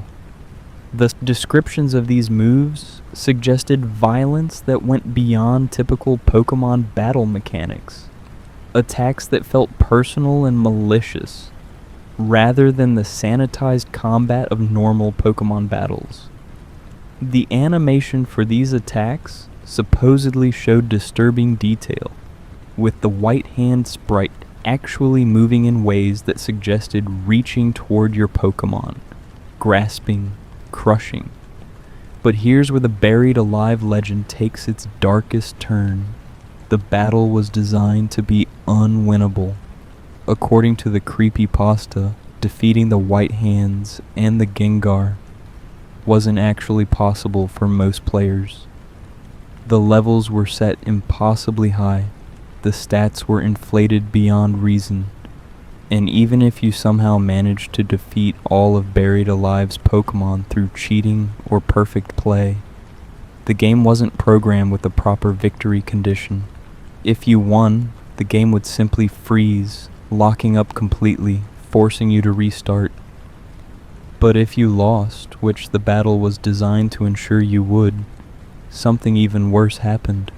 Losing to Buried Alive supposedly triggered a unique game over sequence. Instead of the normal blacking out and returning to a Pokémon Center with half your money gone, the game would display a screen showing Buried Alive eating your character. The image described in various versions of the creepypasta is remarkably consistent. The corpse figure with its mouth open, the player character being pulled into that mouth, text reading, "Finally, fresh meat," or variations thereof. The implication was that your character had died, truly died, and been consumed by this undead entity. But the horror didn't end there. According to the most elaborate versions of the legend, this game over screen had a special property. The image was supposedly designed to overwrite the Game Boy's startup screen, the Nintendo logo that appears when you turn on the device. So even after you turned off the game in horror, even after you removed the cartridge, the next time you turned in your Game Boy, instead of seeing the familiar Nintendo logo, you would see the buried alive game over screen. The implication was that the entity had infected your hardware, that it had escaped from the game world into your physical device. This detail, the overwriting of the boot screen, is actually technically impossible on the original Game Boy hardware. The startup screen is stored in the Game Boy's internal ROM, which game cartridges cannot modify. But the impossibility of this detail didn't stop it from becoming part of the legend. In fact, the technical impossibility made it scarier in some ways, suggesting that Buried Alive operated outside normal technological constraints, that it was something genuinely supernatural rather than just code. The creepypasta provided explanations for why Buried Alive was removed from the final game. The most common version claims that when playtester children encountered this battle, their reactions were so intense, so traumatized, that the developers realized they had gone too far. Some versions claim that children refused to continue playing after encountering Buried Alive, that they had nightmares, that parents complained.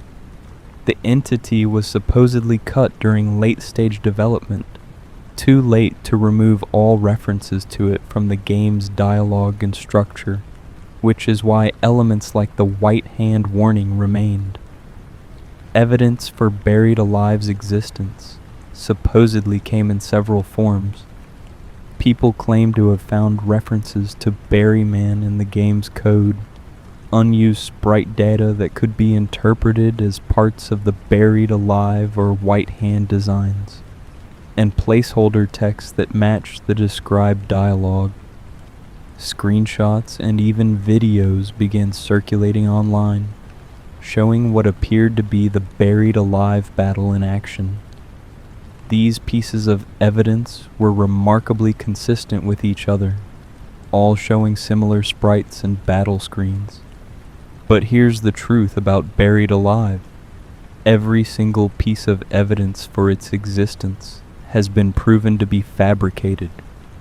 The screenshots are photoshopped. The videos are created using ROM hacking tools that allow people to insert custom sprites and dialogue into Pokémon games. The supposed code references are either misinterpretations of actual unused data or complete inventions. Skilled programmers and data miners have completely disassembled Pokémon Red and Green's code, examining every byte, and found no trace of Buried Alive or the White Hand Pokémon. What they did find were various pieces of unused or incomplete content, as is common in games of that era. There are references to Pokémon that were cut before release, dialogue strings that were never implemented, items that don't appear in the final game. This unused data is fascinating from a game development perspective, showing how Pokémon evolved during its creation. But none of it relates to Buried Alive or anything remotely resembling the described encounter. The Buried Alive creepypasta is entirely fictional, created by horror enthusiasts who understood what would be scary within the context of Pokémon Tower and Lavender Town. The story leverages the existing unsettling atmosphere of the location, the existing concerns about death and the supernatural in the game, and pushes them to an extreme that the actual game never approached. It's effective horror fiction, but it's fiction nonetheless. Yet the legend's power doesn't come from its truth. It comes from how well it fits with Lavender Town's existing darkness. Pokémon Tower already dealt with death in ways that were unusual for a children's game. The idea that the developers might have initially pushed even further might have included something too disturbing for the final release feels plausible. The legend fills a space that players can imagine existing, a version of Pokémon Tower that matched the unease they felt when first entering the location. The Buried Alive legend also taps into fears about hidden content in games, about secret encounters that only appear under specific circumstances or in specific versions. In the era before widespread internet access and detailed game guides, rumors about secret content in games spread easily and were difficult to verify or debunk. Players heard about things that might exist, tried to find them, and when they couldn't, assumed they just hadn't met the right conditions yet. This culture of game rumors and secrets created fertile ground for creepypastas like Buried Alive to take root. The idea of a human corpse as an opponent in Pokémon is particularly transgressive. Pokémon battles are fights between animals, creatures that exist specifically for this purpose within the game world. They faint but don't die, they enjoy battling, the violence is abstracted and sanitized. But fighting a human corpse, especially one described as reaching out to grab you, to pull you down into its grave, violates the fundamental rules of what Pokémon battles are supposed to be. It introduces human death, actual mortality, into a space that has carefully avoided that topic. The description of Buried Alive as lonely is psychologically interesting.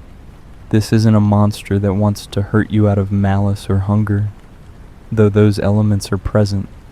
It's primarily motivated by loneliness, by the isolation of being buried alive and then continuing to exist in that state after death.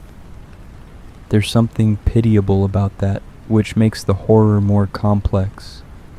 You aren't just fighting a threat, you're encountering something that was once human, that suffered a terrible fate, that wants companionship, even if the only way it can achieve that is by killing you and trapping your spirit alongside its own. This psychological dimension of Buried Alive connects to broader themes in horror, about isolation and the fear of being trapped. Being buried alive is a primal fear, the terror of being unable to move, unable to breathe, unable to escape, slowly suffocating in darkness while desperately aware that just a few feet above you is air and light and freedom.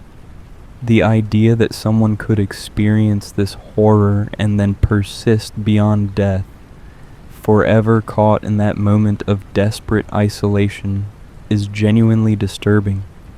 The Buried Alive legend also plays with the idea of games as haunted objects. The suggestion that encountering this deleted content could somehow infect your physical hardware, that the entity could reach beyond the game world to affect your Game Boy itself, transforms the cartridge into something dangerous. It's not just a piece of software anymore, it's a vessel for something malevolent. This idea of cursed or haunted games has become a major subgenre of creepypasta, but Buried Alive was one of the earlier examples of this concept applied to a mainstream game. What makes Buried Alive particularly effective as a legend is how it combines multiple types of horror. There's body horror in the descriptions of the decaying corpse and the detailed white hand sprites. There's psychological horror in the entity's loneliness and its desire to trap you with it.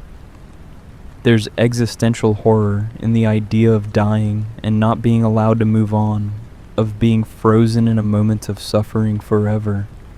And there's meta horror in the concept of the game itself becoming corrupted, the boundaries between game world and real world breaking down. The legend also benefits from being attached to a specific location in a real game that millions of people played. You can go to Lavender Town yourself, stand in Pokémon Tower, and imagine what Buried Alive would have been like if it had really existed. You can try to find the spot where the battle would have triggered, can think about how it would have fit into the sequence of events you actually experienced. This connection to real game geography makes the fiction feel more tangible, more like something that could have been rather than pure invention. Various fan games and ROM hacks have implemented versions of the Buried Alive encounter, creating playable versions of the legend. These fan creations range from faithful attempts to recreate the creepypasta, as described, to elaborate expansions of the concept with additional lore and mechanics. In a strange way, these fan games have made Buried Alive real in a sense, allowing players to experience something close to what the legend described, even though the original game never contained anything like it. The creation and spread of the Buried Alive legend also demonstrates how collaborative internet storytelling works. The initial concept was relatively simple, but as it spread, different people added details, created evidence, wrote expanded versions of the story. The legend evolved through this collective process, becoming more elaborate and more internally consistent over time.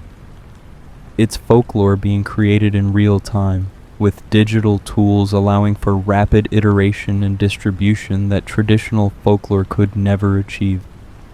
As we step back from the grave of Buried Alive, from the corpse that never existed, and the horror that was never real, we need to acknowledge what this legend represents in the broader context of Lavender Town's mythology.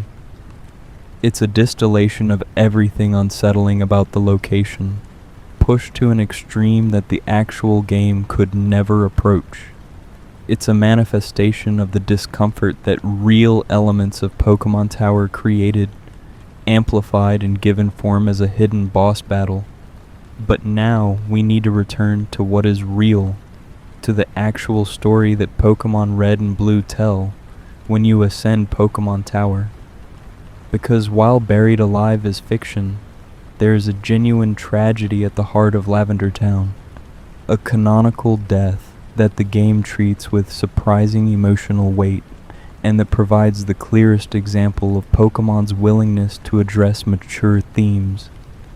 This is the story of a mother who died protecting her child, and the orphan who wears her skull. At the center of Pokémon Tower's narrative is a Cubone, an orphaned Pokémon separated from its mother by violence.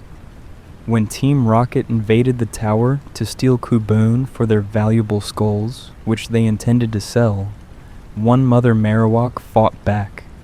She protected her child, allowed it to escape, but in the process was killed by Team Rocket grunts. Her death was not a result of Pokémon battle mechanics, not a fainting that could be reversed at a Pokémon Center. It was permanent, final, irreversible. Team Rocket murdered this Pokémon, and her child witnessed it happen. This is not fan theory or creepypasta. This is the actual plot of Pokémon Red and Blue, told through NPC dialogue, through Mr. Fuji's house where the orphaned Cubone now lives, and most dramatically through your encounter with the ghost of the murdered Marowak on the tower's upper floors. When you face this spirit, you initially can't see its true form without the Sylph Scope. With the device, you can identify her as Marowak, can understand what you're fighting. But this isn't a battle in the traditional sense. You're not capturing or defeating a wild Pokémon. You're confronting a restless spirit that cannot move on until her child's safety is assured. The emotional weight of this story is remarkable for a Game Boy game from 1996, Pokémon had to be careful about how explicitly they addressed death, knowing that parents and ratings boards would scrutinize content aimed at children. But the Marowak ghost story doesn't pull punches. It clearly states that Team Rocket killed this Pokémon, that her death was violent and unjust, that she died trying to protect her child from people who saw Pokémon as nothing more than commodities to be harvested and sold.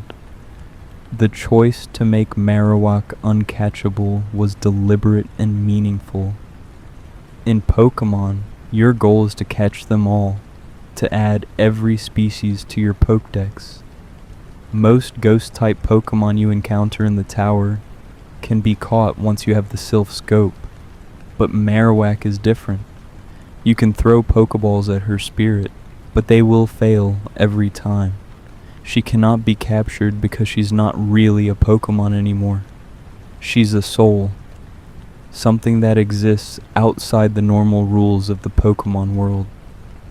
The game is telling you that some things should not be caught, that this spirit deserves to move on rather than being added to your collection. When you defeat Marowak's ghost, the game displays a unique message. The Marowak soul was calmed, not defeated, not fainted, calmed. This distinction matters. You haven't won a battle in the traditional sense. You've helped a spirit find peace, have proven through your ability to defeat her that you're strong enough to protect the tower and by extension her child. With her fears for Kubone's safety alleviated, she can finally leave, can move on to whatever comes after death in the Pokémon world. The orphaned Kubone adds another layer to this tragedy. According to Kubone's Pokédex entry, it wears the skull of its deceased mother as a helmet, mourns at night when remembering her, and cries mournfully when it sees the full moon, because it sees its mother's face reflected there. This Pokémon is defined entirely by grief and loss. Its evolution into Marowak represents overcoming that grief, having processed the trauma enough to move forward. But the one specific Cubone in Lavender Town, the one that lost its mother to Team Rocket, has a canonical backstory that makes its Pokédex description literal rather than merely flavor text. Think about the implications of Cubone's existence as a species.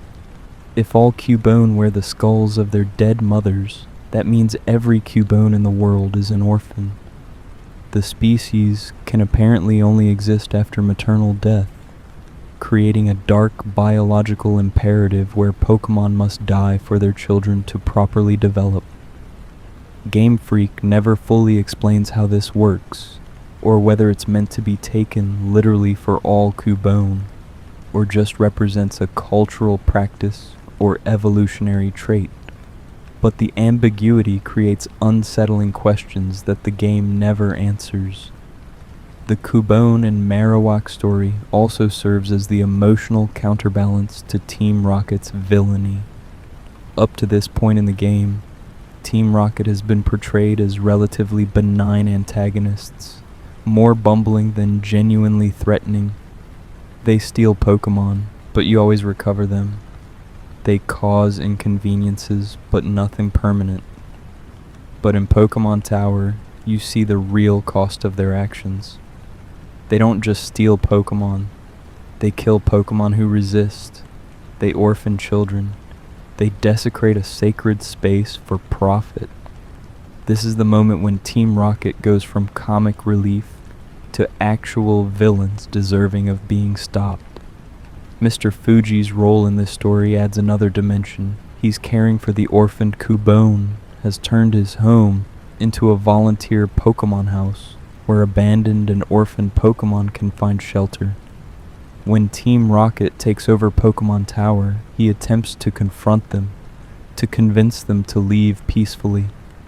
For this, they take him hostage, holding him on the top floor as insurance against anyone trying to stop their operation. Mr. Fuji's compassion nearly gets him killed. and he's only saved when you arrive and drive Team Rocket out of the tower. The fact that Mr. Fuji gives you the Poké Flute after his rescue feels almost inadequate, as a reward for saving his life and freeing the tower from Team Rocket's control. But the Poké Flute is thematically appropriate. It's an instrument that wakes sleeping Pokémon, that brings them back to consciousness and activity. In a place defined by death and rest, the Poké Flute represents revival and continuation. It's a small symbol of hope that life goes on, that not everything in Lavender Town is about endings. The Marowak ghost story has been expanded and elaborated on in later Pokémon media. The Pokémon Origins anime miniseries devotes significant time to this plot, showing the murder of Marowak in a flashback that's surprisingly brutal for Pokémon content. You see Team Rocket grunts with weapons, see Marowak fighting desperately to protect Cubone, see her final moments. The anime makes explicit what the game could only imply, and the result is one of Pokémon's most emotionally powerful sequences. In Pokémon Let's Go Pikachu and Let's Go Eevee, the remakes of the original games, the Marowak story is given even more focus. Cubone plays a larger role in the narrative. You encounter it multiple times throughout your journey through the tower, and the reunion between Cubone and its mother's spirit is depicted as a cutscene with more emotional detail than the original Game Boy could provide. The remakes understand that this story is central to why Lavender Town resonates with players, and they give it the narrative weight it deserves. What makes the Marowak story so effective is that it doesn't try to provide easy comfort or solutions. Marowak is dead and stays dead. Cubone remains an orphan. No amount of battling or progress through the game will reunite this family. The best you can do is help the mother's spirit find peace and ensure that her sacrifice wasn't in vain by protecting the tower and stopping Team Rocket. It's a mature acknowledgement that some losses can't be fixed, can only be processed and moved beyond. The story also raises questions about player responsibility and moral action within the game world. When you learn that Team Rocket murdered Marowak, you're given a clear moral imperative. You must stop them.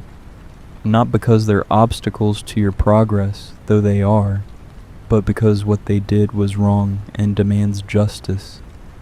The game trusts young players to understand this moral clarity, to be motivated by righteous anger on behalf of a Pokémon that was killed protecting its child.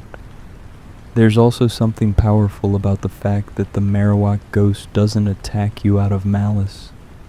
She's not evil or hostile. She's simply unable to rest until she knows her child is safe. When you defeat her, you're not destroying an enemy, you're helping a soul move on. This is a more nuanced approach to ghost encounters than most games attempt, especially games aimed at children.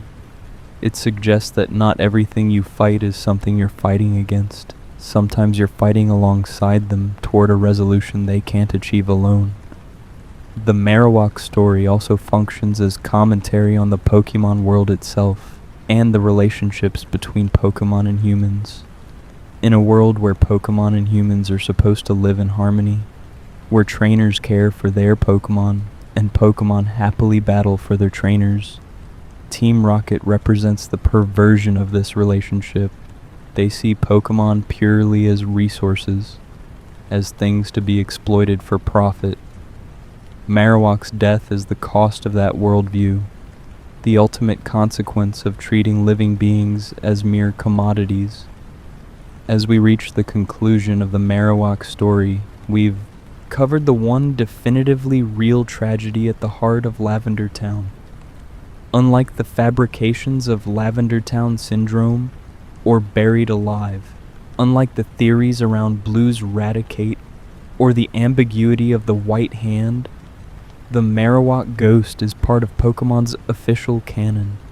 It's a story that Game Freak chose to tell, that they thought was important enough to include, despite the darker themes it introduced. This suggests something important about their vision for Pokémon.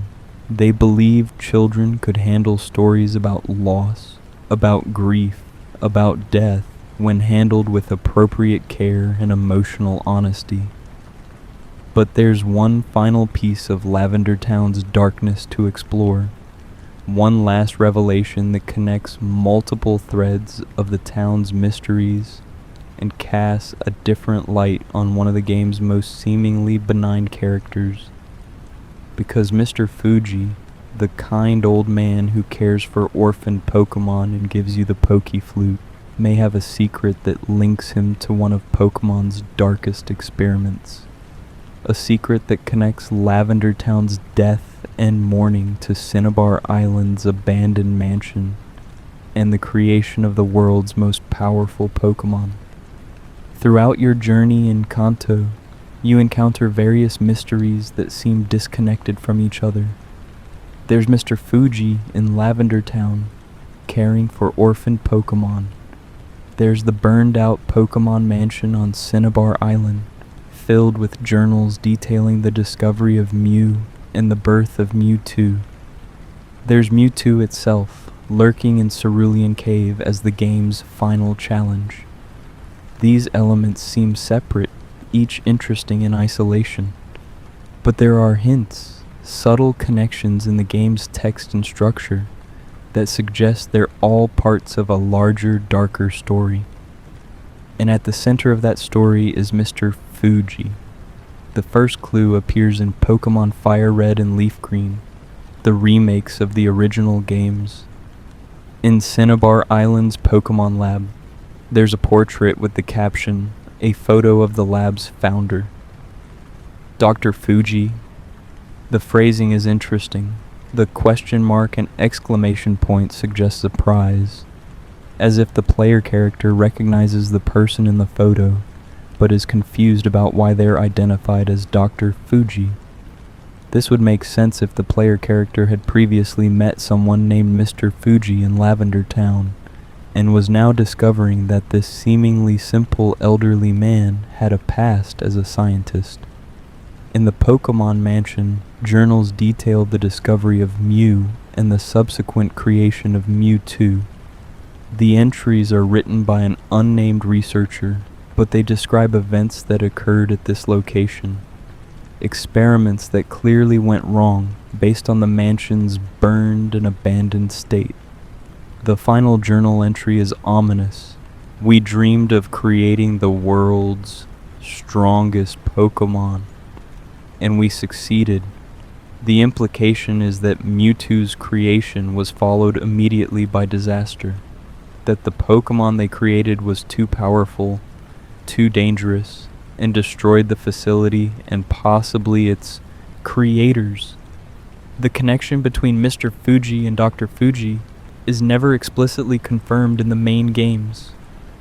Game Freak deliberately left it ambiguous, allowing players to draw their own conclusions from the evidence presented. But the circumstantial evidence is substantial. In Lavender Town, NPCs mention that Mr. Fuji isn't originally from there, that he came from elsewhere. The portrait in Cinnabar Lab suggests that Dr. Fuji founded the facility. Cinnabar Island is part of the Kanto region, not far from Lavender Town. The timeline works. In the Pokémon Mansion journals, there are references to Mew being discovered and Mewtwo being created from its DNA. If Dr. Fuji was involved in this research, that would explain his deep knowledge of Pokémon and his ability to care for rare or unusual species. It would also provide context for why he might have left his scientific career and retreated to Lavender Town to care for orphaned Pokémon. Perhaps he's atoning for the lives lost in the Mewtwo experiment, for creating a Pokémon so powerful and unstable that it destroyed everything around it. The connection gains additional support from Pokémon media outside the games.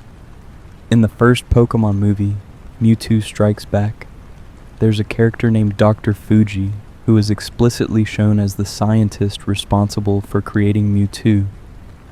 The movie portrays Dr. Fuji sympathetically, showing him as motivated by grief over his deceased daughter and hoping that cloning technology could bring her back. When Mewtwo awakens and destroys the lab, Dr. Fuji is killed, but the movie exists in a separate continuity from the games, so this doesn't definitively answer the question of whether Mr. Fuji in the games has the same identity and backstory. Later Pokémon games provided additional hints. In Pokémon Emerald on Faraway Island, where you can encounter Mew, there's a sign with a partially obscured message. What can be read says, Re na sup awa fo e ver, and then a smudged name that ends in G. The full message is believed to say, Mew played around here a long time ago, or something similar, but the smudged name has fueled speculation that it refers to Dr. Fuji, suggesting he was involved in Mew's discovery. The thematic connection between Mr. Fuji's work in Lavender Town and the Mewtwo story is compelling, even if the literal connection isn't confirmed. Both involve questions about the relationship between humans and Pokémon, about the ethics of how Pokémon are treated. Team Rocket's exploitation of Cubone for profit parallels scientific exploitation of Mew for knowledge and power. Both result in death and suffering. Both suggest that viewing Pokémon as tools or resources rather than living beings with inherent worth leads to tragedy. If Mr. Fuji is Dr. Fuji, then his arc represents a kind of redemption narrative. He was part of creating the world's most powerful Pokémon, a being whose existence raised questions about the limits of what humans should do, just because they can. He witnessed the destruction that resulted from playing God, from trying to improve on nature, and he withdrew from that world, dedicating his remaining years to caring for the most vulnerable Pokémon, the orphans and the abandoned. He chose compassion over ambition, healing over experimentation. This reading makes Mr. Fuji's intervention when Team Rocket takes over Pokémon Tower even more significant. He's confronting people who share his former worldview, who see Pokémon as things to be used for human benefit without regard for the Pokémon's well-being. His attempt to convince them to leave peacefully represents him trying to persuade others away from the path he once walked. When that fails and they take him hostage, it's almost karmic, as if his past has caught up with him in the form of criminals who embody everything he came to reject. The Poké Flute that Mr. Fuji gives you after his rescue takes on additional meaning in this context. If he's a reformed scientist, the Poké Flute represents something handmade and personal, a connection to tradition rather than cutting-edge technology. It's a reminder that old, simple methods can be as valuable as genetic engineering and advanced science. The flute wakes Pokémon from sleep gently, naturally, in contrast to the violent awakening of Mewtwo in its lab tank. The theory also adds layers to your encounter with Mewtwo in Cerulean Cave. If Mr. Fuji was involved in creating Mewtwo, then capturing it represents cleaning up a mess he helped create, containing a danger he released into the world. Your ability to defeat and capture Mewtwo, where its creators failed, represents a new generation succeeding where the old failed, but also potentially repeating the same mistakes if you view Mewtwo purely as a powerful tool, rather than a being that deserves respect. Critics of the Mr. Fuji Dr. Fuji connection theory point out that the evidence is entirely circumstantial. The similar names could be coincidence. The portrait in the lab could be of someone else entirely. The NPCs saying Mr. Fuji isn't from Lavender Town doesn't necessarily mean he's from Cinnabar. Without explicit confirmation from Game Freak, the connection remains speculative, a compelling theory rather than established fact. But the ambiguity itself is meaningful. Game Freak has consistently declined to definitively confirm or deny the connection, suggesting they prefer to leave it as something players can interpret for themselves. This approach respects player intelligence, allowing them to engage with the story at different levels. Children playing Pokémon Red and Blue can experience Mr. Fuji as a kindly old man who helps them. Adult players, or those returning to the game later, can notice the hints and construct a more complex understanding of his character and history. The Dr. Fuji theory also demonstrates how Pokemon's world-building functions across multiple games and locations. The story of Mewtwo's creation doesn't happen in Lavender Town and doesn't involve the town's primary narrative about the Marowak ghost. But by suggesting connections between Mr. Fuji and that story, the game creates a sense that the Kanto region is a lived-in world where characters have histories that extend beyond what you directly witness. Mr. Fuji isn't just the NPC who gives you the Poké Flute. He's potentially a person with a complex past, someone whose current actions are informed by previous choices and their consequences. This approach to storytelling, where significant elements are implied rather than stated, where players must piece together narratives from scattered clues, has become a hallmark of Pokemon's design. Later games would continue this tradition, planting hints about characters' backgrounds and connections that reward attentive players, while not requiring casual players to engage with these deeper layers to enjoy the game. The Mr. Fuji mystery also speaks to one of Lavender Town's core themes: the relationship between past and present, between who people were and who they've become. Lavender Town is where the past lingers, where ghosts remain because they can't let go, where mourners return repeatedly to visit graves. If Mr. Fuji is running from a scientific past, trying to make amends for experiments that went wrong, then he fits perfectly into this environment. He's another ghost of sorts, haunting Lavender Town not because he died, but because part of who he was died when the Pokémon Mansion burned. There's something poignant about imagining Mr. Fuji's daily life if this theory is true. Every day he cares for orphan Pokémon, trying to give them the love and safety they've lost. Every day he's reminded of the being he helped create, the orphan of a different sort that destroyed its cradle and killed its creators. Every night he goes to sleep knowing that somewhere in Kanto, in a dark cave, Mewtwo exists, powerful and isolated, a testament to what happens when humans try to transcend the natural order. The final scene with Mr. Fuji, after you've rescued him and defeated Team Rocket, takes on new resonance with this theory in mind. He thanks you for saving him and the Pokémon Tower. He gives you the Poké Flute and, in some versions of the game, Mega Stones. These items help you on your journey, but they also represent him enabling the next generation. If he cannot undo his past mistakes, he can at least equip young trainers to face the consequences of those mistakes, to be strong enough to defeat Mewtwo or any other threat that might arise. As our exploration of Lavender Town's dark facts comes to a close, we can see how these various elements, both real and fictional, have combined to create one of gaming's most memorable locations. The Lavender Town Syndrome creepypasta, entirely false, nonetheless captured something true about the location's unsettling atmosphere. The Pokémon shock incident, entirely real, added credibility to legends about Pokémon harming children even though it had nothing to do with Lavender Town. The white hand warning, ambiguous and suggestive, created space for players' imaginations to run wild.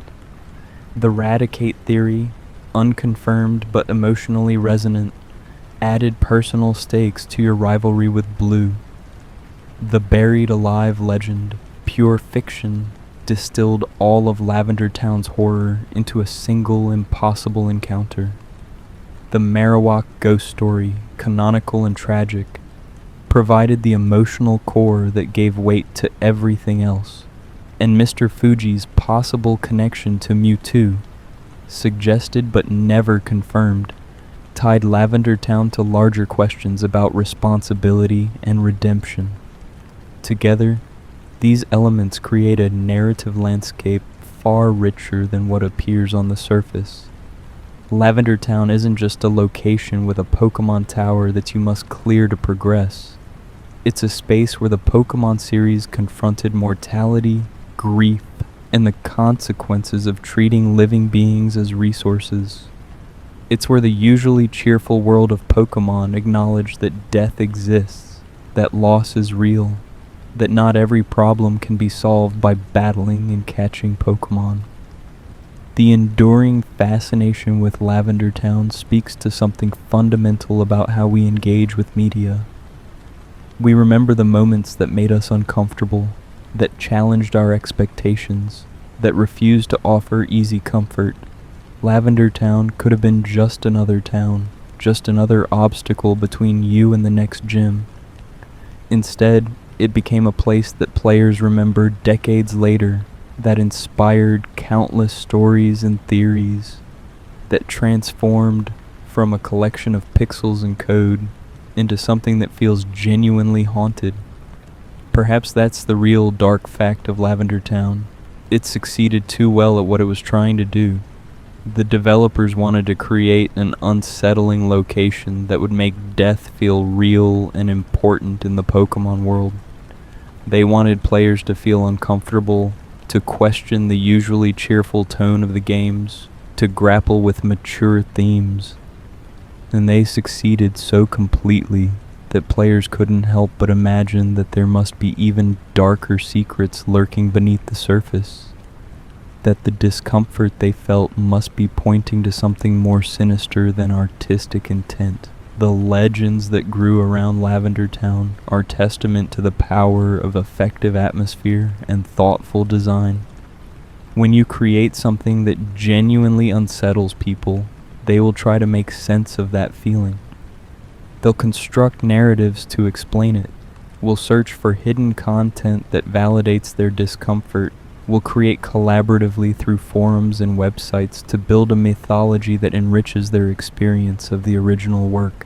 Lavender Town stands as proof that children's media can include darkness, can address difficult themes, can trust its audience to handle complex emotions. The success of Pokémon, rather than being damaged by the inclusion of a location devoted to death and mourning, was enhanced by it. Players appreciated being taken seriously, being presented with a world that had room for sadness alongside joy.